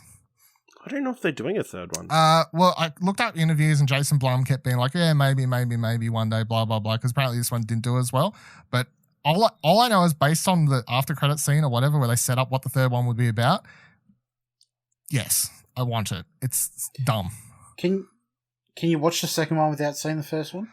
I would say probably don't because it assumes you've watched the first one and assumes for the main girl character or the main character, it just skips over a lot. It assumes you've watched it, so you probably wouldn't. Yeah, okay, yeah. And there's some callback jokes to deaths and like the way people die and funny little things like that. Tonal change. Nick, you watch That's Not My Dog. Oh yeah, this was another weird movie. Basically, Shane Jacobson gets 50 Aussie comedians around, and it's basically just them telling jokes to each other in film. So he just recorded his backyard barbecue one night? I guess so. It's a very well-produced backyard barbecue. I think it was an homage to his father, who loved telling jokes, and he's in it, and he's quite elderly, I guess, so I guess an homage to him before he didn't get a chance to, I guess, but yeah, it's weird. You watched a lot of weird movies lately. Yeah, I don't know. It's I just it is what it is. Like it's not much of a movie at all. It's just, and there's no real like dialogue either. It's just jokes, and the majority of them aren't even funny. So it's a good movie then. Speaking of weird Australians, Dylan, you went further down the Auntie Donna rabbit hole. Oh yeah, I've just been binging fucking everything Auntie Donna. Like I found they had like 2, 3, or 4 concerts or something on YouTube. 2 of them appear on Trakt, so I think I've watched 4 though. But I tracked the 2 I've watched. I'm now officially an Auntie Donna for lifer. I can't. So you've only just discovered them recently? So I watched the Netflix series, went, this is fucking fantastic, love this. Then I go back to their YouTube channel and start clicking around some of their most popular videos. I go, I've watched this before. Like some of them were obviously popular and they went around and I would have watched them laugh, but I never clicked until I was rewatching those. So then I've been watching a lot of their YouTube stuff and the concerts. One of them's like straight up because they did the Auntie Donna album. So one of the concerts just a musical. That's fucking fantastic. One of the other ones, just a lot of their jokes. Some of the jokes that are in the show work better in front of a live audience, in my opinion. Like, especially there's a joke they do in the TV series and they do live where it's sitting there, it's like, hi, you've got I'm Ellen, and someone's pretending to be Ellen, and the another person on the phone is like, oh my god, and it goes up and up of like, well, look in the glove compartment, what is it? Oh, it's keys to what? Oh, it's a Jeep outside, and it gets bigger and bigger and bigger. But that in front of a live audience where it's just someone sitting in front of a chair for like 8 minutes, I thought it was so much funnier and better than the Netflix version of it. But yeah, I was quite surprised actually with the Netflix how much of their jokes they recycled. I think it makes sense though. Like when in retro, if you look at it and be like, yeah, I guess it's kind of like a greatest hits for people being introduced. It's like it reminds me of Flight of the Conchords. Yeah, it's like we've really honed some pop jokes that people love, and if we're going to make a Netflix show that would have an international audience, why not do versions of our most popular jokes for an international and new audience? Yeah. Then Nick, you watch Maggie. It's an Arnold Schwarzenegger film? Yeah, Arnold Schwarzenegger. That was another one of Stacey's picks. It's a zombie film, but it's set in a way that like there's still like a society still functioning, sort of, where people get infected, they get taken to the hospital, they get to go home, and then at a certain period along in the infection, they get taken away to quarantine. But it's basically a character drama between the daughter Maggie, who gets infected, and the father Arnold Schwarzenegger. I think it's one of the most subdued performances by Arnold Schwarzenegger, and he pulled it off quite believably. It's quite heartfelt between the two. I don't know why it's sold as more like a traditional zombie film, but it's worth watching it, especially if you're a fan of Schwarzenegger. All right, Dylan. These are all for you, most of them. American Mary. Body horror, surgeon woman starts doing black market surgeries for people. It's fucking rather horrific. Yeah, it's all right. If you're into sort of body horror stuff, yeah. Sightseers.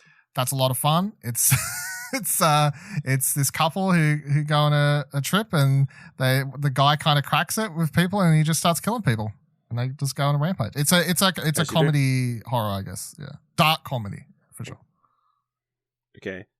Great Gatsby. Baz Luhrmann's Great Gatsby. Very pretty 4K disc I've had sitting here for quite a while, and I watched it. The story's whatever, but it's very pretty. Logan Lucky. Yeah, that's a lot of fun. I haven't had... so it's literally, hey, you know how we haven't had an Ocean's 11, 12, 13 movie for like 10 years? Hey, here's like this is the new age version of like an Ocean's movie to a degree, and it's just a lot of people having a lot of fun. Daniel Craig's amazing in this. Adam Driver is also quite good in this. There's one part where, because he has a fake hand, what do you call it? What do you actually call a prosthetic? Thank you, that's actually. He has a prosthetic arm, and there's one part in the movie where it just kind of gets, without spoiling, gets sucked away for something, and the way he just holds his arm up, and he's like, my arm! It's just, I was cracking up for fucking like 10 minutes. It's quite a funny movie. It is quite enjoyable. Yeah, Ocean's 11's bit with the big necks. Basically. Yeah. Channing Tatum is also just fucking fantastic in that. Yeah. Cool. Nick, you watched In Bruges. Yeah. First time? Pardon? This first time you watched it? I did watch first 20 minutes of it once with Stacey, so she wasn't so into funny. it, so we stopped it. But yeah, I quite enjoyed it. It's quite a dark comedy about two hitmen hide out in Bruges after something went wrong, but I quite enjoyed it. I love Colin Farrell and Brendan Gleeson as actors too, and just them playing off each other, and the situations they get into in this film is quite entertaining. All right. Dylan, you watch Allied. Brad Pitt. Yeah, no, that's whatever. All right. Girl in the Spider's Web. Not as good as the first one, for no other reason than David Fincher simply is a better director than, I can't remember who directed this, I'm sorry, but that's just the truth. The change of actress is whatever, them skipping ahead several books, whatever. There's still a lot of cool ideas here. Still interesting character and world that you're exploring. I enjoyed it. Like I thought it was enjoyable given what they had to do between like losing Daniel Craig, losing director, losing whatever her name was, the original actress. Can't remember her name at this stage. Rooney Mara. That's it. Yep. Pro plays by Claire Foy. Have you seen the foreign language ones? 2 out of 3. Which one would you recommend watching more? I personally really enjoyed David Fincher's movie more than the foreign one. So. But what's the second one though? Is each one its own contained story? No. Well, no, they're all sequels, so they're all their own cases, but they all carry on plot elements. This one skips ahead quite a while. That you could watch this one without having watched the first one, but the original foreign ones you would have to watch in succession. Yeah. Okay, so Fede Alvarez was the director of That's The Girl in the Spider's Web. Coincidentally, director of Evil Dead, 2013. Yes. Oh. Yeah. It all ties back together. Mm. Dylan, you watched Ford v Ferrari.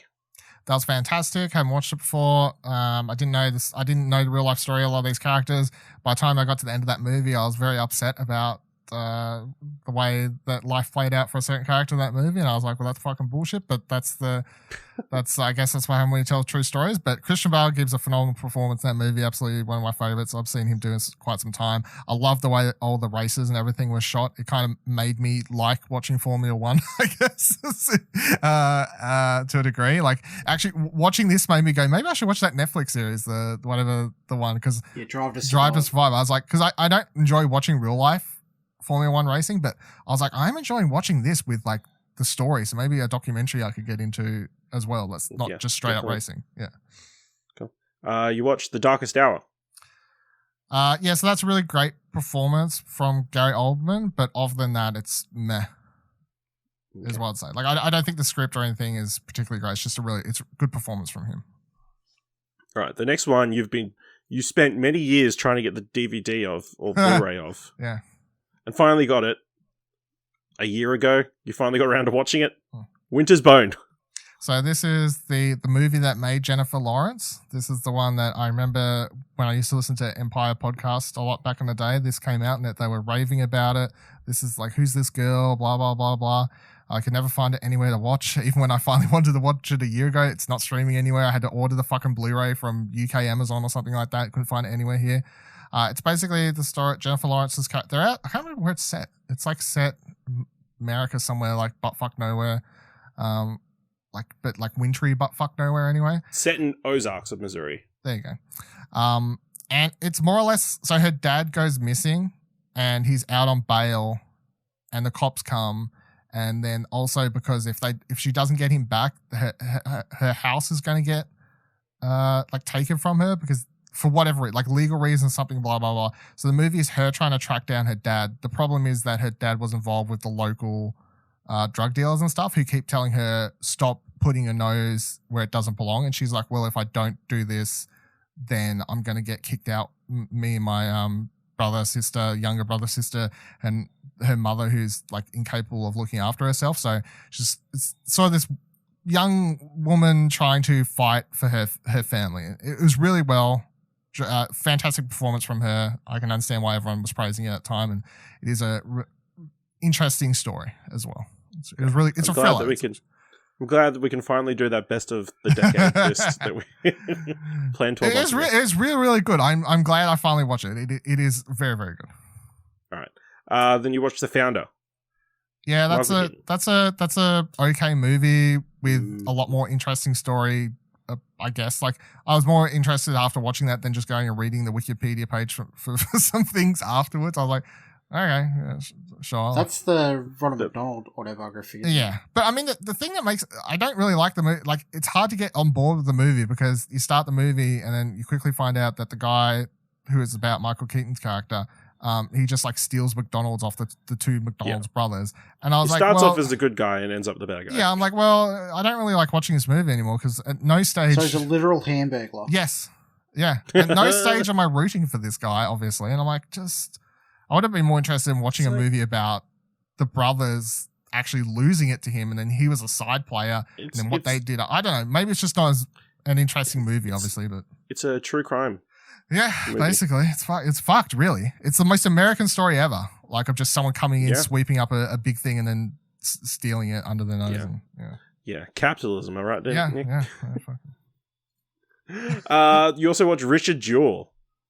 Yeah, that was okay. Again, performances sort of drive that.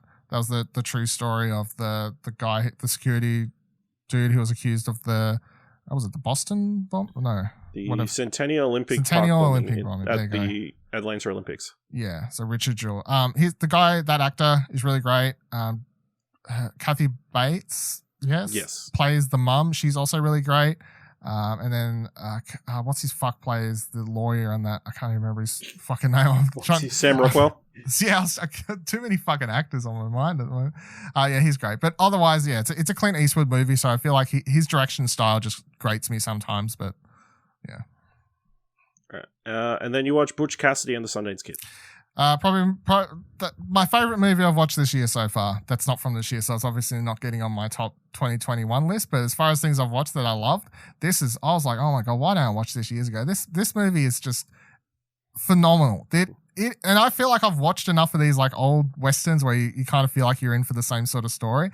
But then 20 minutes into this movie, they do a 5-minute fucking scene where they're riding around on a bicycle, and I discovered that the song Raindrops Just Keep Hitting on My Head, or whatever the fuck that song is, that song was made for this movie, and I'm like, how does this fit in? But sure, here we are. It is hilarious. Like, it is laugh out loud funny. The back and forth between you fucking Robert Redford. Yeah, Robert Redford and the other guy is fantastic. They have so much chemistry.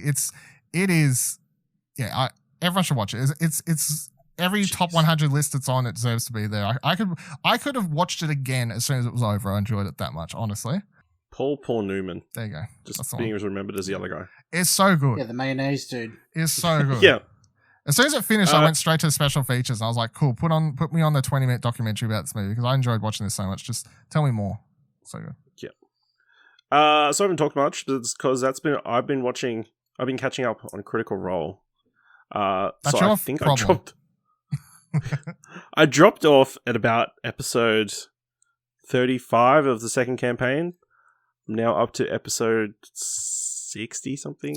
And these like 4-hour episodes in this or month. something, Yeah. by the way. Oh, they're like 3 hours once you take out the middle section. Where they take a break and the ads at the start, and like sometimes they got a bit at the end from the stream. But it's interesting. This section is the section I've just caught up on is when they launched their Kickstarter. That was years ago. I know it is. It was 2 years ago. No, it's from 2019. So I guess Years ago. years technically just. But yeah, interesting. Obviously, I'm having a lot of fun watching it. It's just really good content. But the only other show that I've really been keeping up with, The Circus has come back. Just in time, really. They took a break, and then the craziness kind of happened. The first episode takes place the week of the Capitol attack. So it's interesting seeing that episode as it progresses. You know how the week is going to go, and kind of watching their reaction. It's funniest because the two people on that show are sitting in a room, and they're like sitting there to watch the inauguration thing or whatever. And yeah, they're watching the confirmation of votes. And one of them literally says to other, this will probably just be really boring, but we'll see what happens. And then it's like literally like SpongeBob meme, like 10 minutes later, and fucking writers are just. Yeah, so the first 2 episodes are quite action-packed because everything's gone to shit. The episode that dropped today is the one around the inauguration. It's pretty boring because, everything went smoothly. So we'll see. I want to see how the rest of the season progresses because hopefully it's going to be much more boring going forward. Yeah, that'd be a good sign. That would be a good sign. Speaking of politics, Nick, there is something on your watch list that I pray is related to a certain political event that happened. You watched My Cousin Vinny. Oh. Literally the day of or the day after Rudy Giuliani brought it up at a press conference. Oh yeah, no, it's got nothing to do with that. Damn. Great movie though. No. Great movie though. Actually, what elicited me to watch it was I'm on this Discord server. It's multinational, and me and another guy were talking about Utes, the car, and someone uploaded a GIF of the judge where he tries to say youths, and he goes Utes, and that's what inspired me to watch it. It's a courtroom drama, I guess, / comedy, where Joe Pesci defends the Karate Kid for a murder. And Joe Pesci is like a real cheap lawyer that's never. I think it's been his in a first courtroom. case, like first proper. Yeah, it's case. his first case, but he sat for the bar exam like 6 times or something like that. A real out of town in the South, and it's all against him. But yeah, it's quite good. It's also got Marissa Tomei in it, I believe. I think she won an Oscar for She it. got nominated for that. Or Won, won. yeah. Yeah, it's quite a good film. It was a lot better than I expected it being. It was quite funny as well. Yeah. I think that's actually my favorite Joe Pesci movie. Is that I think? Yeah, it's up there for me as well. Great. Now we get to the documentary segment section of the episode. Dylan, you went on a Michael Moore binge. You watched Bowling for Columbine, Fahrenheit 9/11, and Michael Moore in Trumpland. So why? two of those are classic. I found a list of top 50 documentaries that one of the ones I hadn't watched was Fahrenheit. Bowling for Columbine. So I was like, fuck it, okay. I'll watch it. And then once I watched that, I wanted to watch some other stuff because Bowling for Columbine, in case you don't know, was made after the Columbine shootings, obviously. And look, the thing that stands out watching that's from like 2002. And basically everything in it still stands because nothing's really changed in America. So it doesn't even feel like you're watching something that... It doesn't feel dated? Or No, it really does not feel dated. There's a couple of things they're talking about, including like, Bush and all this other sort of stuff that relates. But other than that, everything they're talking about from the way people talk about guns in America to all that sort of stuff still stands. It's still a very interesting look at guns in America, especially since... I don't want to spoil it. The end of the movie is just something like he's a ballsy man that what's his old mate? Michael Moore. Michael Moore. Fahrenheit 9/11 is, I would also say, not really dated. Like it doesn't. I know that was sort of made obviously somewhat shortly after the 9/11 attacks, and you could go into it thinking like, well, how interesting is this today? It's still quite interesting. I still think a lot of the things it brings up about, government conspiracy, like Bush potentially having more interest, the Bush family having more interest in where their money is than the American people and these sorts of things. Like all of that still sort of stands to politicians that that America has going around right now, or even Australia, fuck it, like worldwide, doesn't really matter, hey? So that was really good. And then in Trumpland that was released the week of or day before the election, 2016 election or something like that. And it's basically Michael Moore doing a stand-up comedy / TED talk to a degree. Like he basically does this one night show where he invites in like, come in Trump supporters, come in, whoever the fuck you are, like whoever you want to vote for this year, fucking Bernie Sanders to whoever. And he does... this TED talk that's funny at times, it's poignant at times. I actually think it was more interesting watching it in retrospect because a lot of stuff he makes jokes about before Trump was actually elected actually just straight up happened. Like a lot of them he's like saying as a joke that seemed completely ridiculous, and then they happen, and I'm watching him like, well, okay, well, that was a good job. So I might go watch some more Michael Moore stuff in the future, tick off the list, because I know there's some of the things he's done that people love, obviously. So I think the only thing of his I've watched is Fahrenheit 9/11. Yeah. Did you like it? I don't remember. It's a long time ago. Yeah, same. It was a while ago. You watched Being Evil, the Evil Knievel documentary.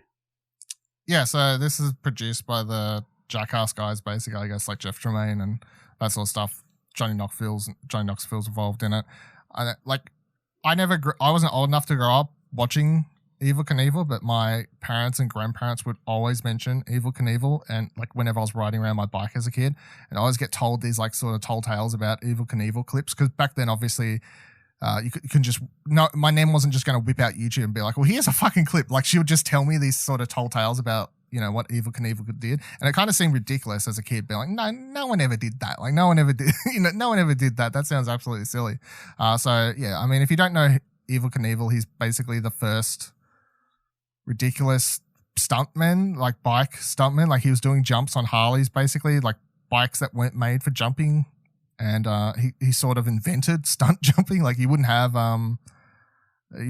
what are the popular bike jumping group? Oh fuck, I can't remember the names now. You know the ones I'm thinking. Yeah, all those Nitro Circus, and all that sort of stuff. Like you wouldn't have them without Evel Knievel. So, and he definitely has an interesting history. Not all of it's positive. There's a lot of like misogyny, like he has a lot of issues, but he's definitely an interesting person. Documentary was quite interesting.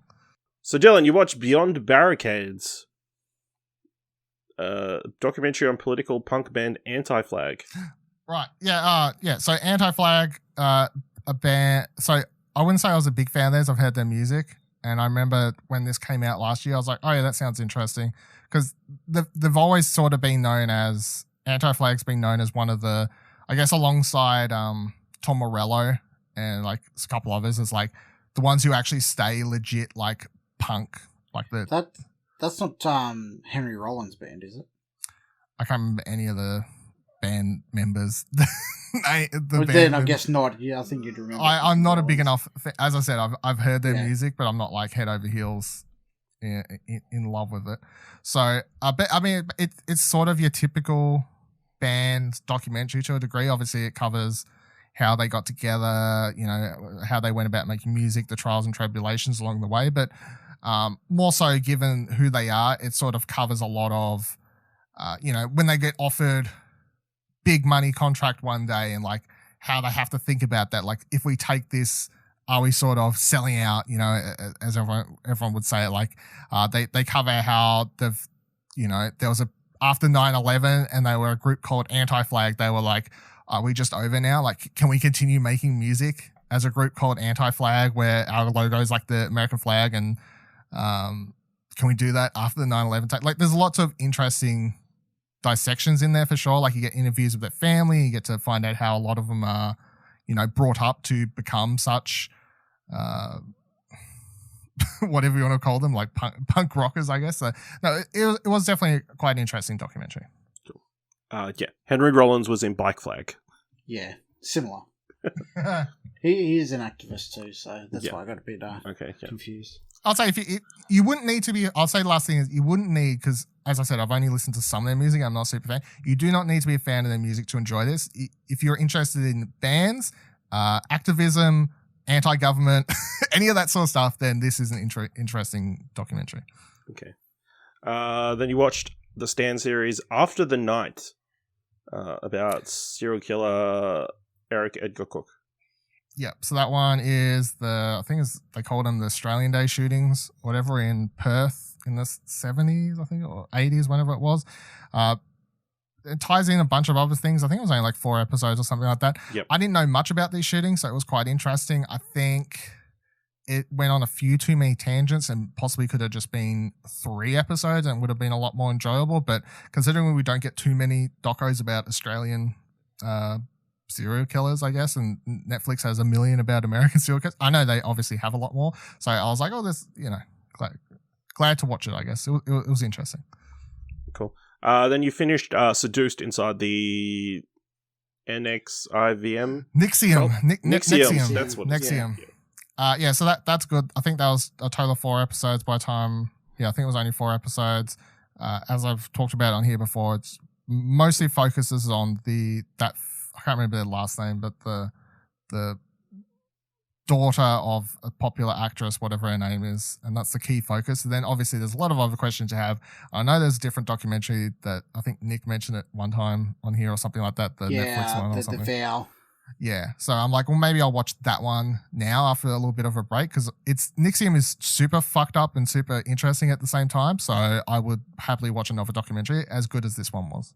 And then you were the documentaries you use your free trial for binge to watch. Paradise Lost. Yeah, so I've had these on my list, my Trakt watch list, since I started Trakt, I think, because they were at the very bottom of my watch list in order, and I don't remember why I added them. For some reason, I think they came up on a list or something one day as like fucked up documentaries or whatever.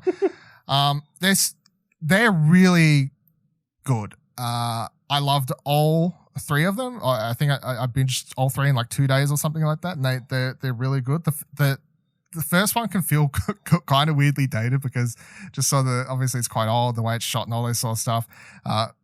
Metallica music's all through it because it was the first time Metallica ever let someone use their music for a movie at all. So it's just used throughout. And they did it for free as well. And they did it for free, because the docos follow three kids who, was it three? Yeah, it was three kids who are accused and then charged with the murder of, I think it was two or three other young kids. Yeah. So these are like teenagers, like 16, 17, 18, and then they were charged with the murders of like 8-year-olds, I guess, or around that age, I think it was.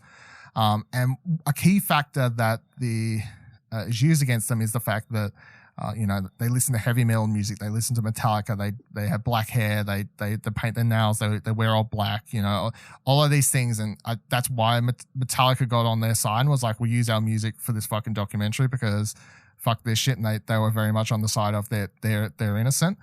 But no, for context, it's also in a Bible Belt town, West Memphis, as well. Yeah, like everyone's like, they are satanic, they killed the children under some secret thing to like pray to the devil, and all of them are saying it 100% serious, and it's kind of nonsense. But so watching all three, without like spoiling too much, it's like the first one covers the initial case, trial, these sorts of things.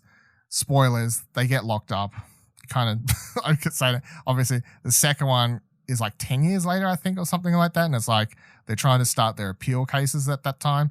And then the third one is, lo and behold, new technology, new evidence comes up, these sorts of things. But it's you kind of, I view all three as one package, I guess, and it is like a super interesting look into how people react and like the way that town reacts to this is just, it seems like it's fiction almost. Like it seems like wouldn't ever happen. Like you could not believe it until you watch this documentary, I think. It did. I watched the first one also because Stacey had just finished reading the book about... That was crazy timing, by the way. Yeah, that was... Yeah, I don't know how even that happened. She said that it omits a lot of the stuff about the trial as well. Like, they don't really show a lot about the trial and the biases and the way just shit got thrown out of court just because the judges didn't like it and everything stacked against them as well. But sure. Yeah, there's also a movie about it with Reese Witherspoon. Yes, I saw that, and it doesn't have high reviews, so I was like, no. I'd stick to I think I'll just stick to the documentaries. Yeah. If anything, we're still going to watch the second and third one. Yeah, if anything, I'd read the book for the more detail that obviously the movie doesn't have time to get it. I think the first movie goes for like 2.5, nearly 3 hours or something. Yeah, it's already the longest thing I've watched in movies on my track this year. Yeah. But the stepfather of one of the kids obviously did it. Oh, by the time you watch the third one, I was like, how many Reddit threads are still open with people trying to solve this case? There's a lot. There is still a lot. Yeah, people are still trying to... We did it, Reddit. Yeah. Yeah, I'm sure you'll figure it out one day. Let's move into the mandatory Netflix segment so we can talk about some more documentaries. Dylan, you watched Killer Inside, The Mind of Aaron Hernandez. Yep, so I had no idea who Aaron Hernandez was because I don't fucking watch NFL, obviously, and don't care about NFL, obviously, but I was like, I read the description for this, I was like, that sounds like a interesting concept. Why would someone who's got a $40 million NFL contract kill someone? That's quite an interesting thing. So this is only 3 episodes. It should have been 1 or 2. It does a lot of side tangents that at times just feel like they're building to explain like how much of a good guy he was. But to a degree, it goes beyond setting up how much of a good life he was having just to explain the downfall to a degree. And it goes on too many tangents. And then also for other characters like, or even like family members, they go on little side stories about them and their past and all this sort of stuff. It feels like it was a lot of filler to space out for 3 episodes. I still enjoyed it, but that is my one major criticism. It is definitely, someone who never heard about this when it was in the news. By the time I got to the 3rd episode and it played out the way it played out, I was like, that is a really ridiculous series of events from start to finish. But Nick should watch it. He loves that NFL shit. Well, yeah, I know a lot about this intimately because he was a Patriot, the team right? I follow. Yeah. But yeah, I don't know how long ago, but 2018, there was a Boston Globe. They did a 5-part podcast about it. I guess kind of like This American Life kind of thing, and that goes into a lot of detail. There's like 5 30-minute episodes, but I don't know.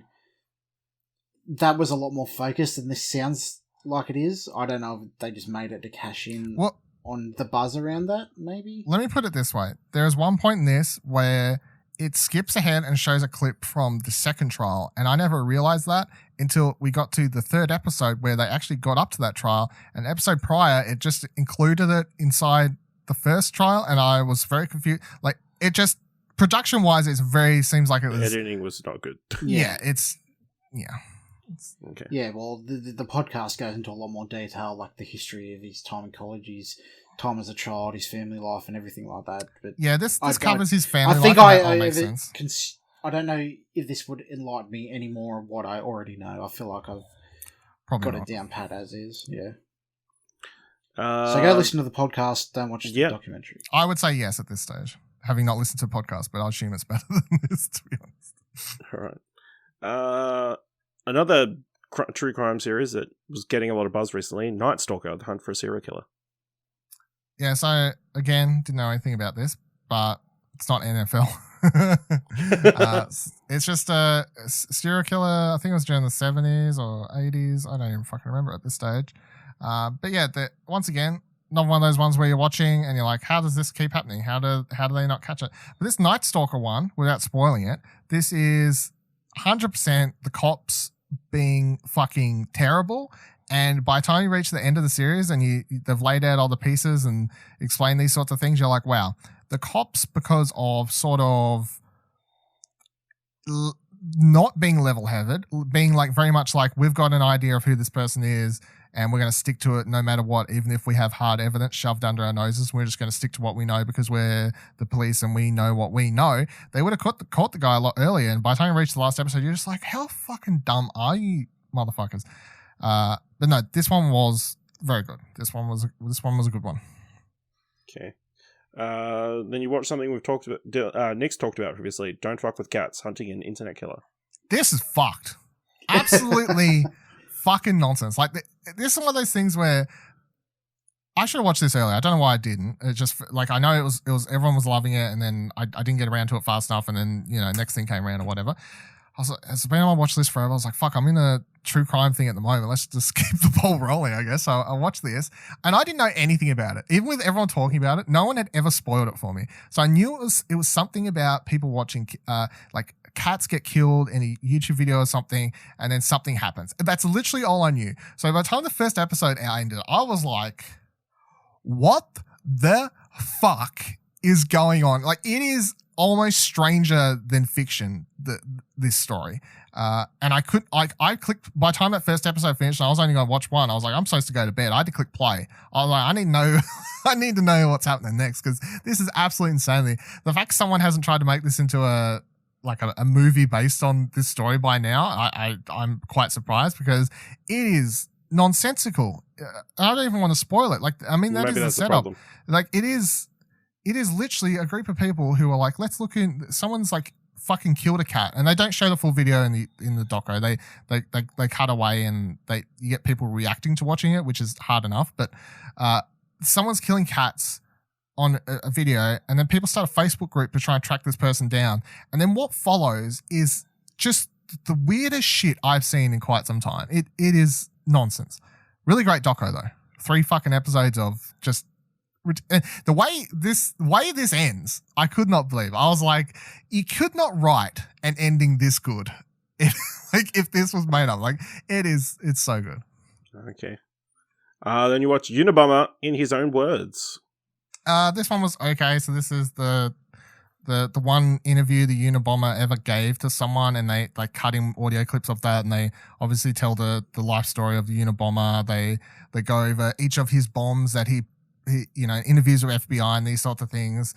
The craziest thing is, like, I never knew exactly how it came together with the Unabomber getting caught, like what led to him getting caught. And I don't know, by the time I finished watching this, I was like, if it literally was not for, I seriously don't think the FBI would have ever caught this fucker if it wasn't for one simple thing. Like, it's just, he'd probably still be sending out bombs now, to be honest. I really don't know, but it was okay. This is like a 7. A little bit too long, a little bit unfocused at times, but if you've ever been interested in the Unabombings, because that was like a 10-year period of fucking nonsense and people getting killed, which is horrific, of course, but interesting to watch about anyway.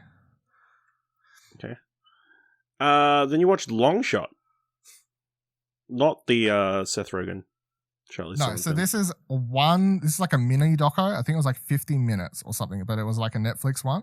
It's about this guy who gets accused of murdering someone, and he's at a football game at the time, NFL game or whatever, or baseball game. Sorry, close enough. It's all the same, American sports. And look, I'm going to spoil something here because this is the reason I like this so much. One of the key pieces of evidence that come towards this guy being used in his trial is the fact that an episode of Curb Your Enthusiasm is being filmed at the game at the time. And they need proof that this guy was there. They can't find him on any of the TV footage of the game. That his attorneys or whatever defense are scanning footage, trying to find him there to prove he was where he said he is. And eventually he says, there was people filming something there. I didn't recognize who it was. It said like Home Box Office Productions or something on them. And they ring up the team and they find this is like season 1 of Curb, and it's a fucking crazy moment when literally Curb is being filmed right next to where he was, and they get the tapes, and that's how they kind of prove that he was there. I mean, there's more to it than that, but I was like, wow, what a fucking story. Like, Larry David saving the day. Larry David kind of saved the day, and he's interviewed in it, and he even says, like, he's like, it's a story I like to bring out every now and then.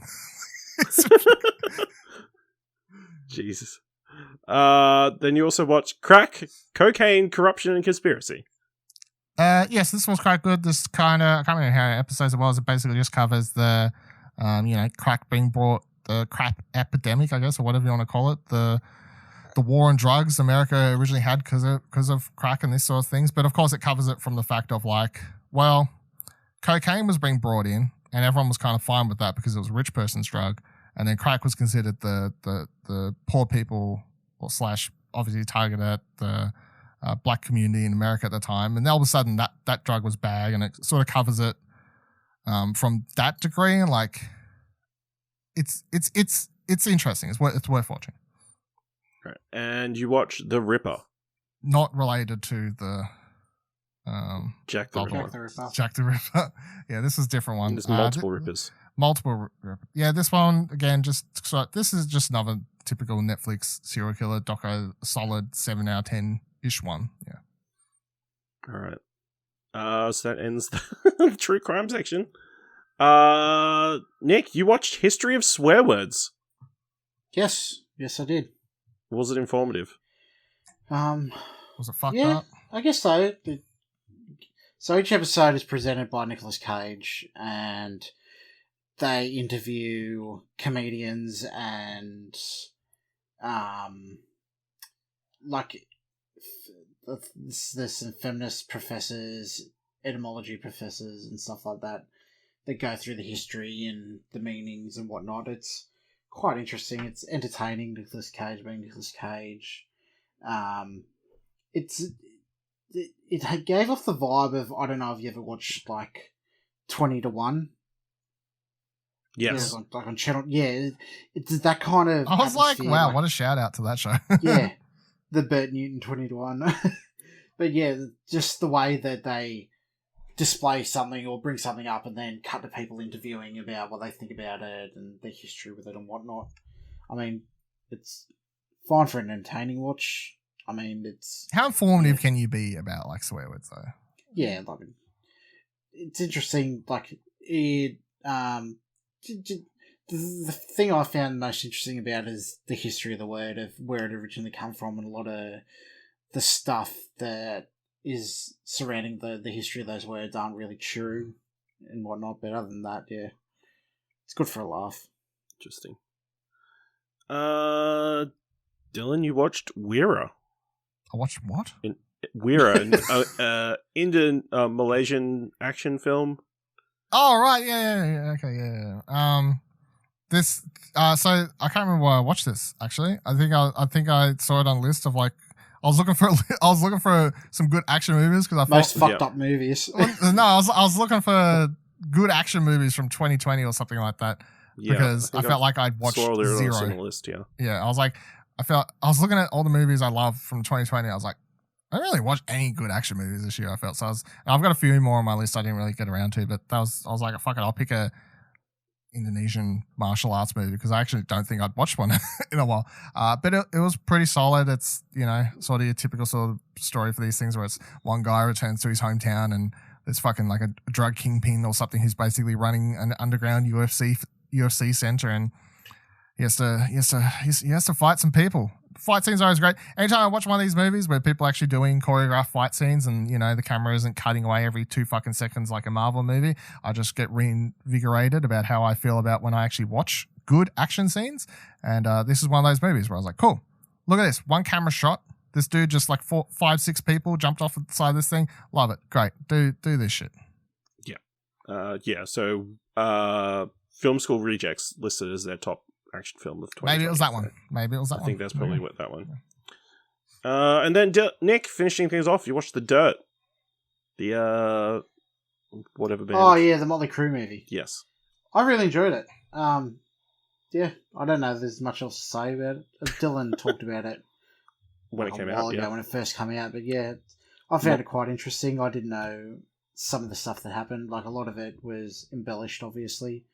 I like the way it was told, how it cut to, like, one band member would be telling his part, then it cut to another band members and his perspective on what's happening. I thought the performances were solid. I enjoyed the music. Yeah. Best thing Machine Gun Kelly's done. Yeah. If you like music, that type of music, or in any interest in that genre of music, or Motley Crue, it's worth a watch. Definitely.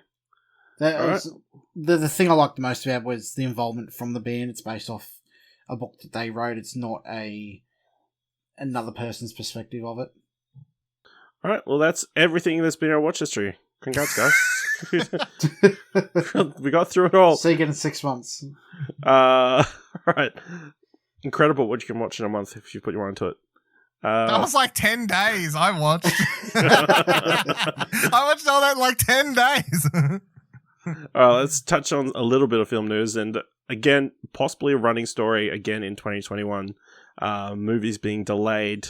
Obviously, the big one was MGM pushing back No Time to Die again to October 2021. Is that the sequel?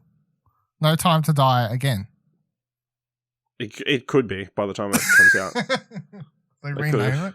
Yeah, fuck this shit. I'm sick of this. Put the bloody movie out. I'm not. We've talked about this story 50 times at this point. Here's all I have to say. Put the fucking movie out. I think the pandemic's going to age Daniel Craig out of the role.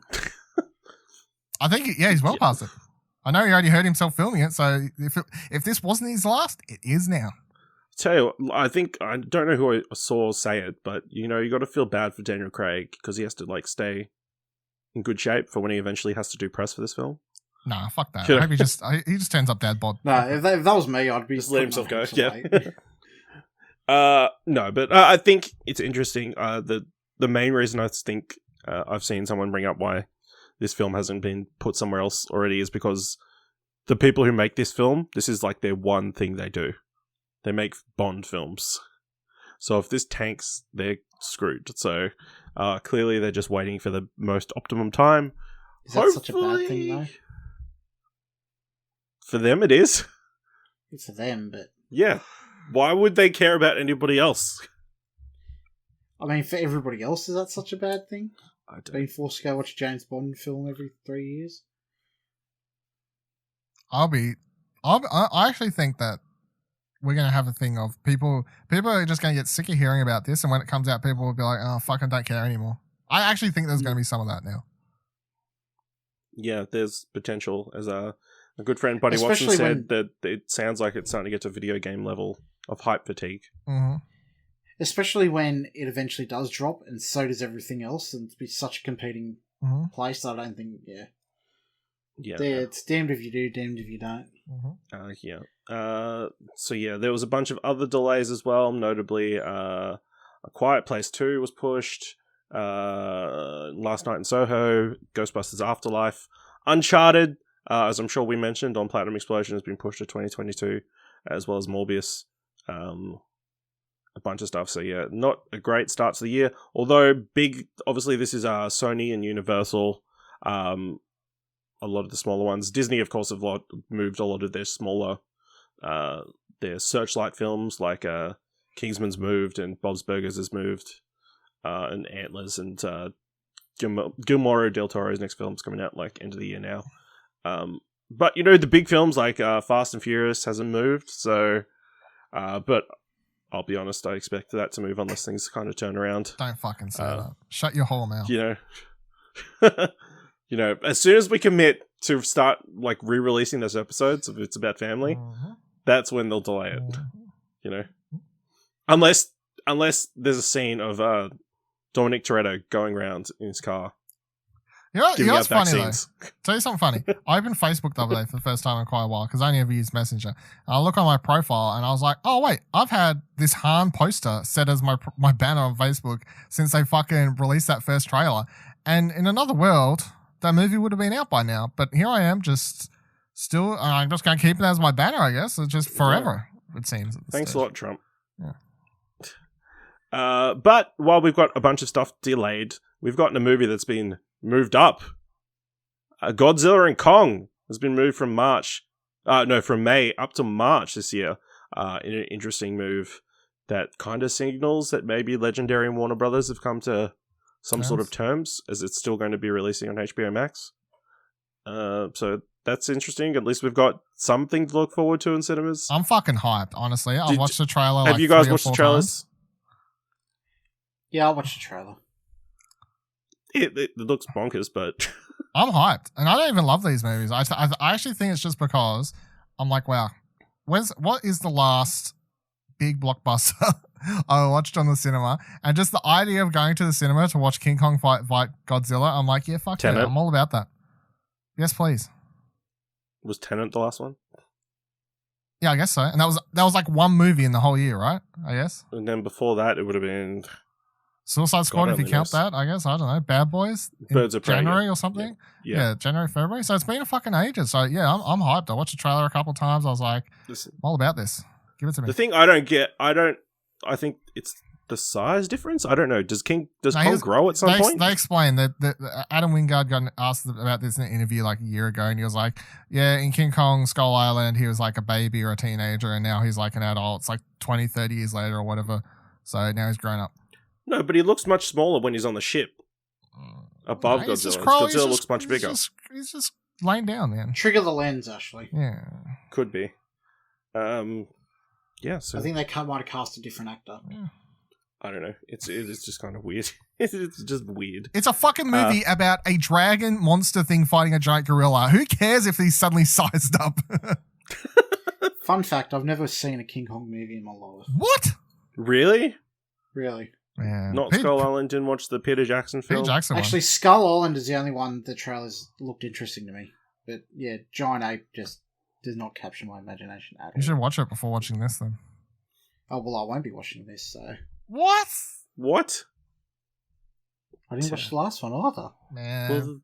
Fuck. You need to watch them all. Time to catch up. Beforehand. Catch up. Alright. Interesting news. For people who don't enjoy going to the cinema, I guess. This week, Wonder Woman 1984 has been fast-tracked to premium video on demand, like on Wednesday. So you'll be able to rent Wonder Woman 1984 for $29.99 Australian, or own digitally from $34.99 Australian, which is only like a month after release. Good thing, bad thing? Seems like I think it's a bad thing. Weird. I know I keep complaining the movies aren't coming out, but in the same respect, I would say that since the movie was out in Australia, this sets the precedent, doesn't it? Of everyone's going to expect now that, like, so say Godzilla vs. King Kong, people are going to go, I could go watch that cinema, or I could just wait a month because Wonder Woman came out a month later, so I guess I'll just wait and watch it home. And then people won't go watch it at the cinema, and then we need people to go to the cinemas to support the cinemas in Australia at the moment. So I'm going to say it's a bad thing. How much do you think a factor of it is that, in the middle of a pandemic, albeit we're not nowhere near as bad as the rest of the world, but word of mouth, like people going to see it, taking a risk going to see, going, oh, it's not very good, they'll go, oh, I just won't bother then. And I think that was probably more of a factor. And they're just using the pandemic as an excuse. Yeah. Although I don't know who's going to pay $34 to own it digitally. Seems weird. But yeah, that's the thing. So we got confirmation on price details for Star, for the introduction of Star to Disney Plus. Star is going to be the new, I guess, platform within Disney Plus. It'll let you see different non-kids stuff, I guess, is probably the best definition for it. Like shows like 24, Desperate Housewives, Spring Break, and X-Files. Movies like a bunch of like the Hulu and FX shows are probably going to show up here, at least in Australia. So the price of Disney Plus will be going up from $8.99 a month to $11.99 a month, or $119.99 a year. I'd say that's not a bad deal, especially if the amount of content that they're saying will be there, and it sounds like now we'll start to get even more stuff more regularly potentially on Disney Plus. So how do you feel about the price and potential of Star coming in the next month or so? Is this enough to get you back, Dick? Well... Oh, you're already back. What am I talking about? Yeah, I am, but I have Hulu at the moment, and so I just access all my content through that. So, but it does set, I guess, a precedent of a tiered system, kind of like Foxtel or like what Hulu does. It's not tiered. So there's you either have it or you don't have it. They're just they're just changing the price. Yeah. But then, does it eventually bloat out to like $50 a month, and it has everything? No, I don't think so. I don't think so, because there's not much more like it. I think them increasing the price. It's just the 20th Century Fox library. That's it. Yeah, I mean, that's basically, it's like, hey, here's the 20th Century adult stuff, and here's Hulu, and because of that, we're going to increase the price by a couple dollars. And I'm like, yeah, fair enough. Like, I know some people argue that maybe we should have had a choice, blah, blah, blah, blah. I mean, maybe, but then that is introducing a tiered system and setting up the future to look like a tiered system where as soon as you do that, people are like, well, I just want to play for the Star Wars shows, or I just want to play for the Marvel shows. And then, you know what I mean? Like, that just opens up a whole can of worms if you start doing a tiered system like that. So them just increasing the overall price while adding it, I'm like, yeah, sure. Yeah. The only people getting screwed are parents who bought Disney Plus for the kids. Yeah. That's it. Curious thing in my particular situation is because I pay for Hulu and then you can get Disney Plus on top of that Hulu subscription, is if with that subscription I'm able to access that in Australia. Probably, I don't know. You wouldn't be able to. It's part of the Disney Plus account. Star isn't coming to US. No, but you're I can access Disney Plus. I can access Disney Plus in Australia without my VPN active, so the account works cross borders. Yeah, probably then. Then I would say I'd probably not day and date, but yeah, or not like as quickly as it comes to Hulu. But you know, people who don't want to go to all that effort. It's no, but it's also an option if people just want to nickel and dime it in a way and have access to a VPN. Yeah. So, I'm keen for a lot of those upcoming Like, what's the Taika Waititi one called? Reservation Dogs and stuff like that we've got coming up. So that's and all exciting. Alien series. Yeah, Alien series coming in like the next year or so, whatever it is. Like Alien, as in like yeah. Australian. Oh, okay. Yeah, First I'm hearing about that. Noah Baumbach or whatever. Noah Hawley, whatever that. The guy who did Fargo, the TV series Fargo, he's doing an Alien show. Yeah, and what was the X-Men Legion? That's the other one. Yeah, that did. Yeah. So yeah, you know who'd be good for that? Neil Blomkamp. Yeah, I think we're long past that. We're just live off his concept art. Yeah. All right. Over these past few weeks, a lot of different projects have been announced, but we don't have time to cover them all. So we're going to jump into a segment that we like to call Would You Want to Invest? So I'm going to list off a bunch of different projects that are announced or in the works or coming soon. You let me know if you want to invest, fully invest, or not invest at all. You know the deal. Let's get into it.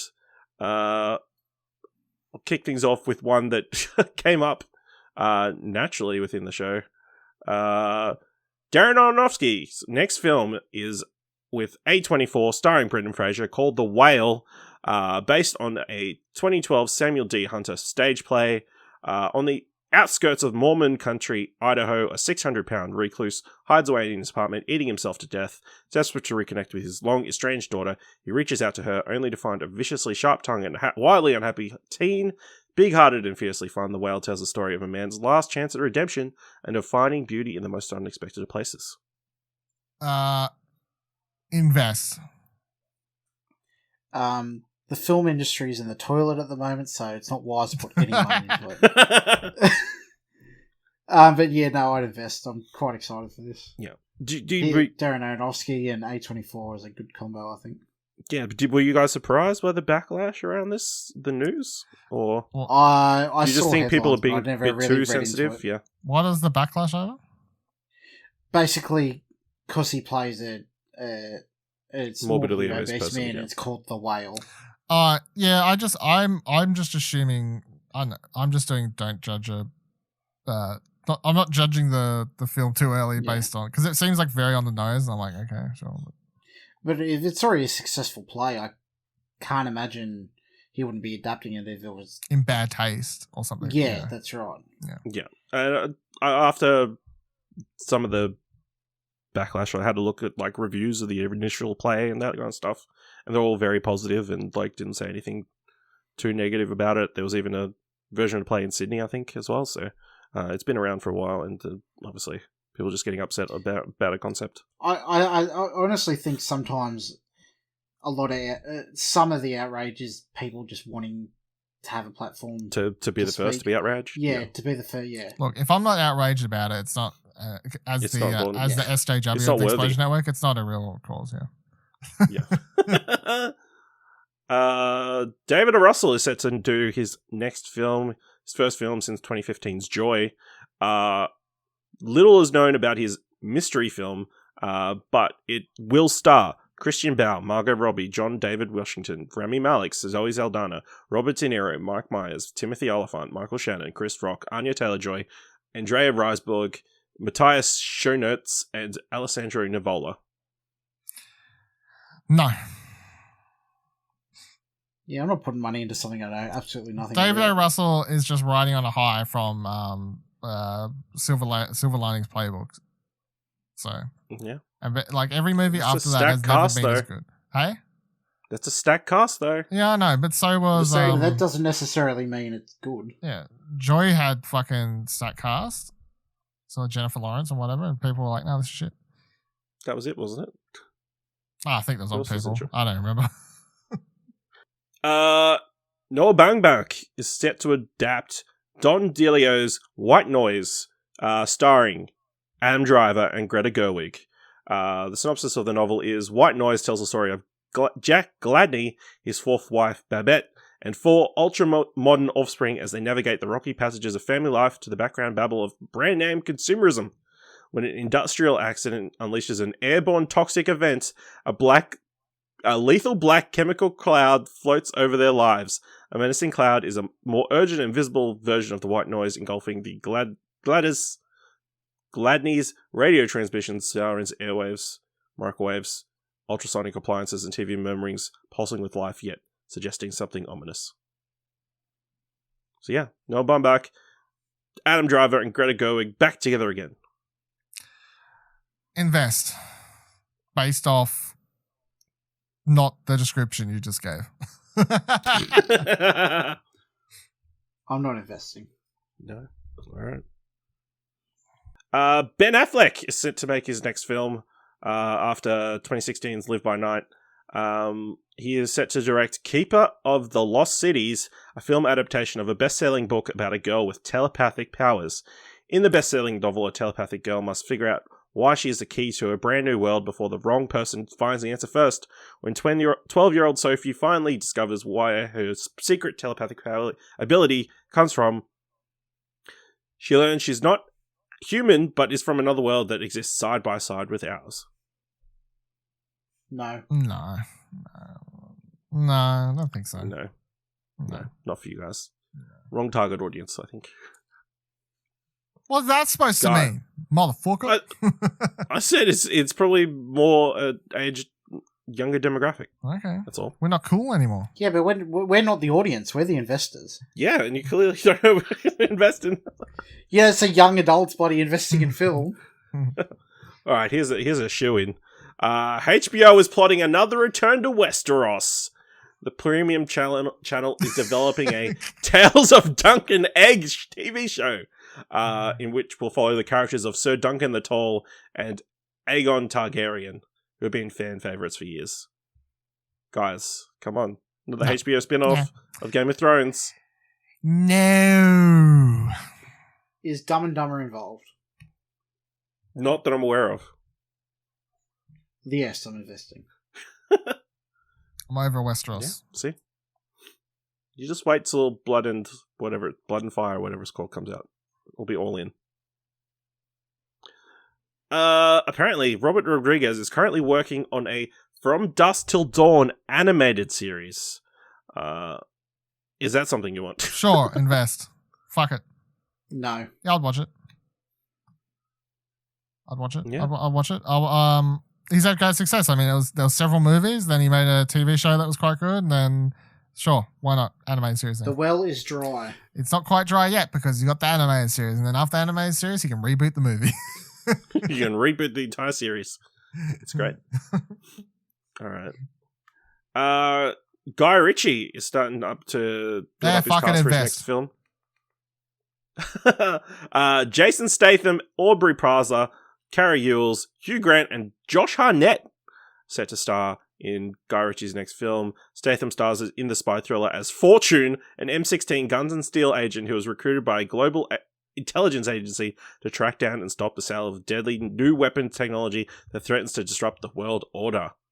Yeah, so I read about this one whenever news broke a couple of weeks ago, and I went, I have no idea what that description says. All I know is Jason Statham coming back to work with Guy Ritchie, and that excites me. So yes, I'll heavily invest. All right. When did they work together? Jason Statham and Guy Ritchie. Rock and Roller, right? No.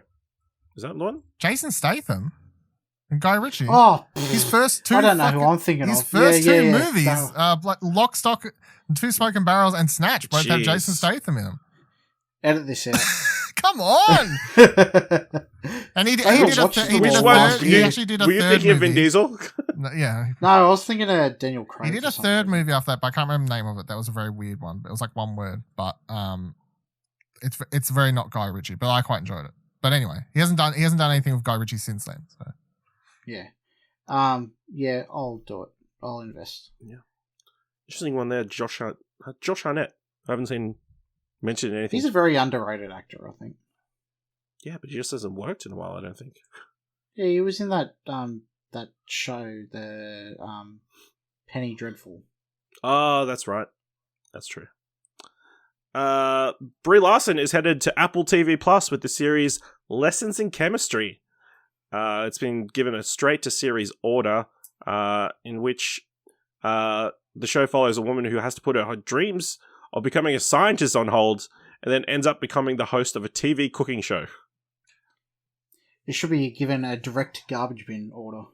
I'm gonna invest solely because I know as soon as this show gets announced on a bigger platform that all those fuckboys with those stupid YouTube channels are just gonna complain about it for like 10 years. So I'm just gonna invest space solely I on don't that. know. They'd be like, that's where she belongs in the kitchen. Brie That's the obvious joke. Larson. She'll fucking say something on the show like, "Oh, I'm fucking this. I really don't like Animal Crossing. That one update was shit, wasn't it?" And I'll be like, "Oh, that's it. She hates the gamers."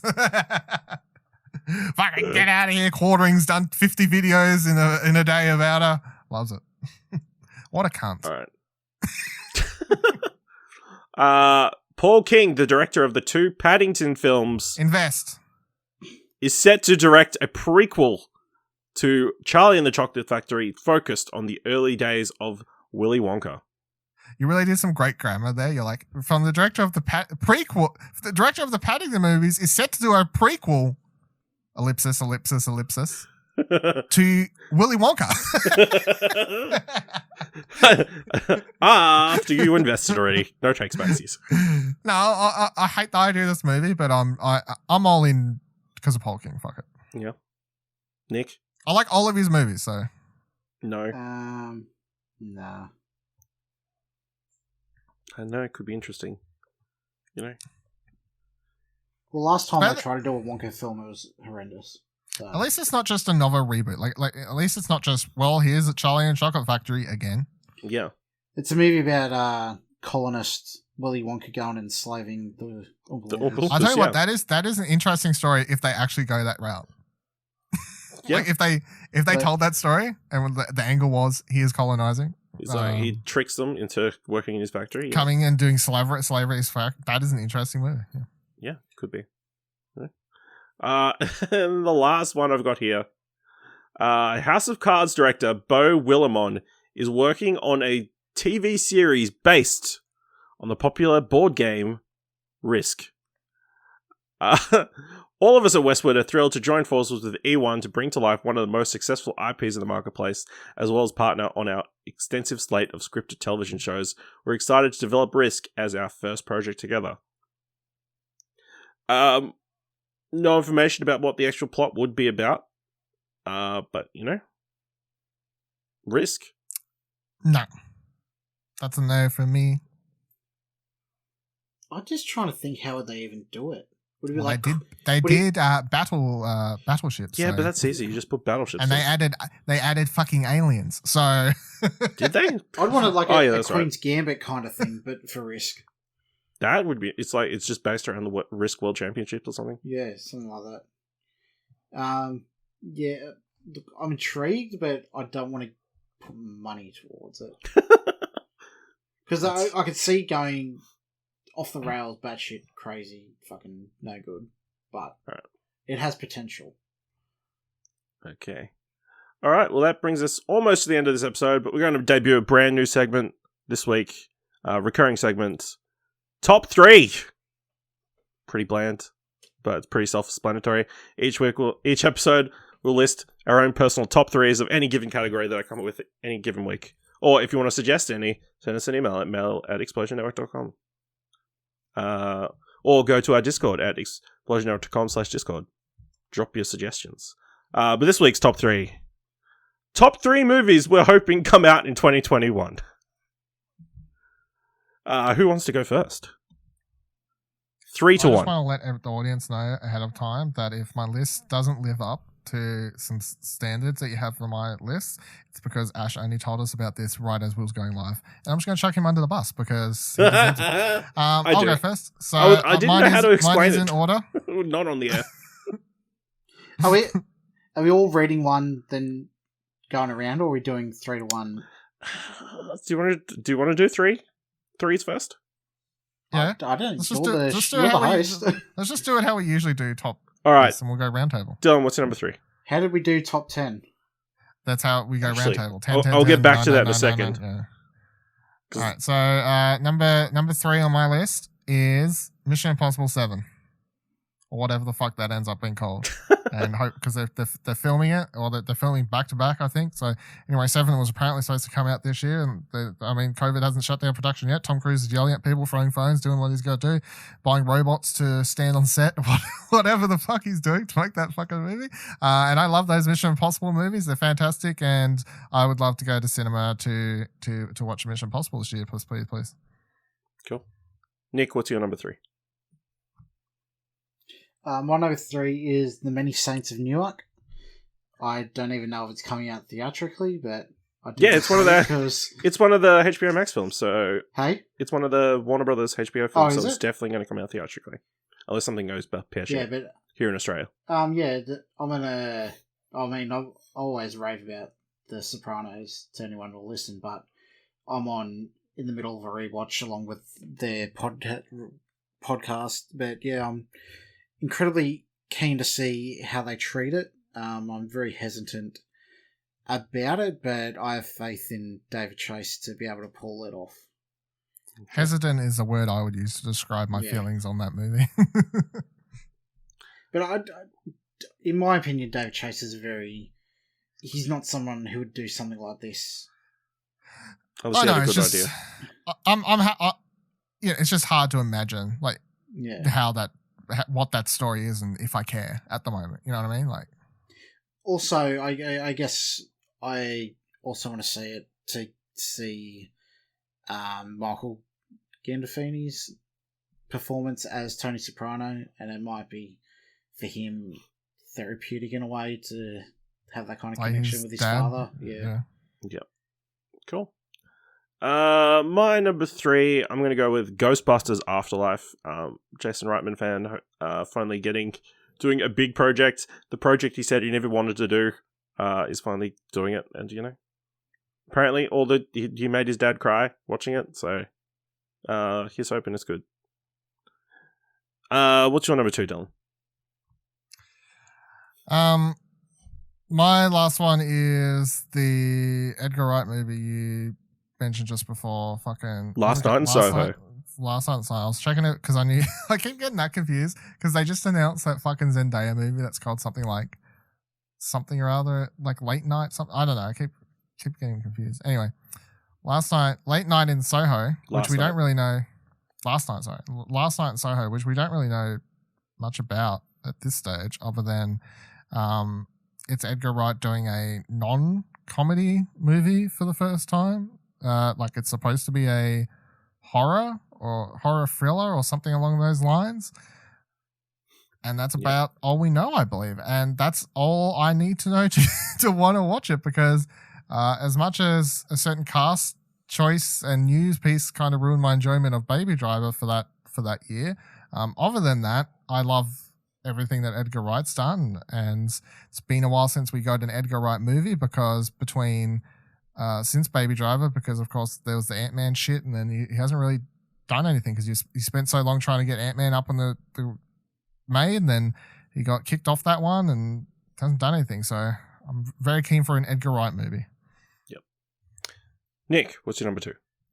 My number 2 is The Green Knight, written and directed by David Lowery, starring Dev Patel.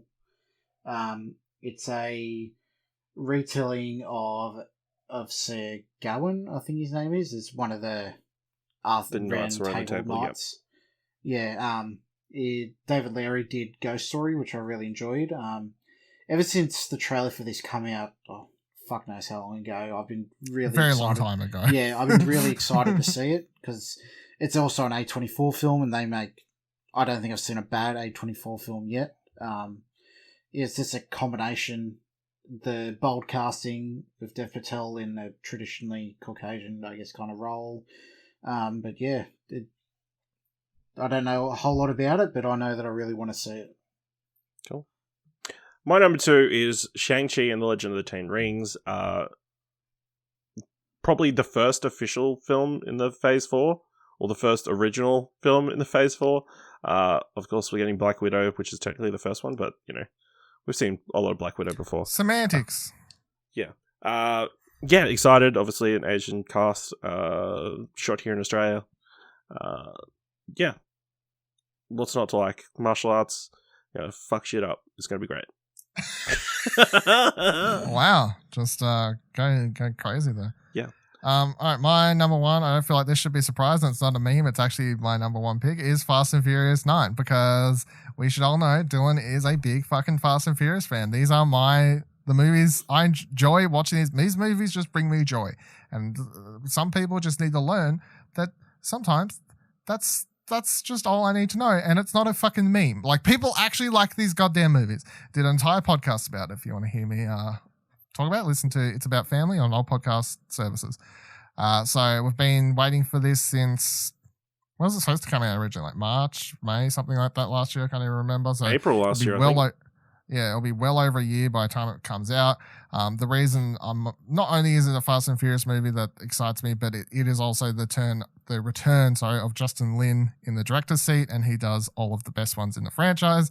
And you've got my boy Han returning from the dead, like the motherfucking ghost. He's fucking coming for revenge against Jason What if he is a Statham. ghost the entire time? It's just that's how he comes back. He's a ghost. And I could never. When he showed back up in that trailer, I was like, wow, sometimes your dreams in life do come true. This is one of those moments. So I'm very fucking excited for this movie. I cannot wait. I hope it's good. Great. Nick, what's your number one? My number one is Dune by Denis Villeneuve. Was that June? Was that Dune? Just Dune. Dune? Okay. Simon. But yeah, this was one of my most anticipated films for last year until it got pushed. It'll probably get pushed again because it's not slated until October, I think. I mean, that's Again, a list it's of a 3 movies Warner- you hope come out this year. Again, it's a Warner film, so it's likely, unless their deal with Legendary falls through. But I'm assuming it'd still come in theaters this year. Yeah, this is the one that the most stink was kicked up about with that HBO Max thing. Hmm. I would hate to watch this at home. Yeah, Like, I cannot imagine having missed out watching like Blade Runner on a big screen or something like that. I'd be like, wow, disgusting.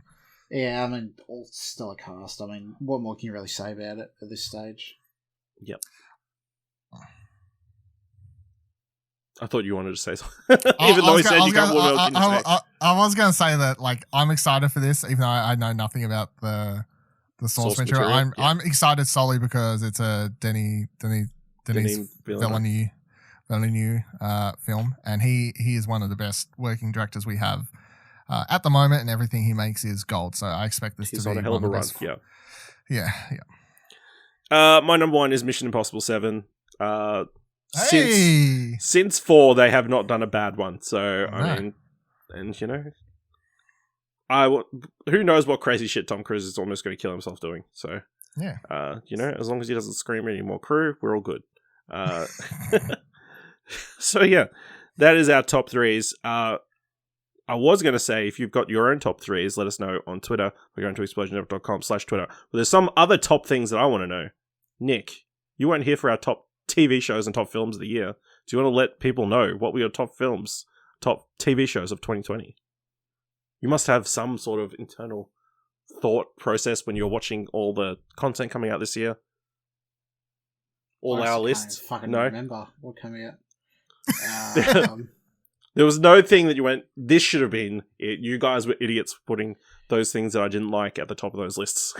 Oh, that was pretty much all of them. Yeah.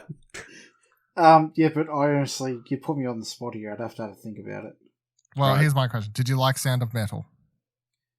I did. I wasn't as hot on it as you were, but it was an enjoyable. It's an acceptable. Oh, hold on. I can see my ratings for last year. It's an acceptable. But Yeah. you can't hate us for picking Ted Lasso for best TV show. You haven't even watched it.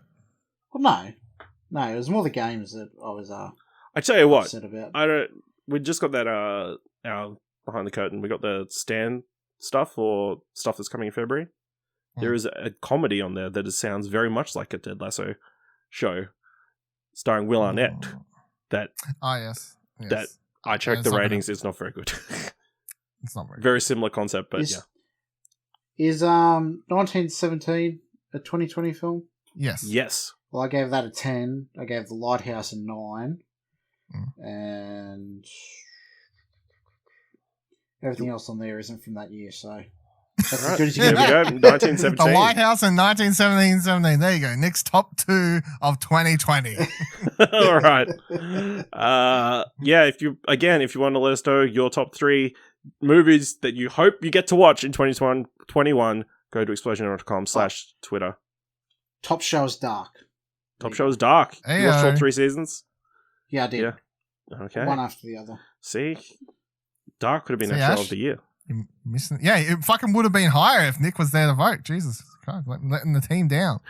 Letting the but you Dark team suppressed down. my vote. You all suppressed my votes. We was just playing for the theme of the year, really. Yeah, that's it. All right.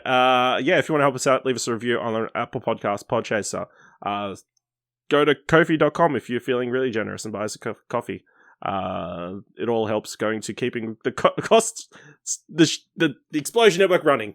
And of course, you can just go to explosion.com, check out news, reviews, podcasts, everything. It's over there.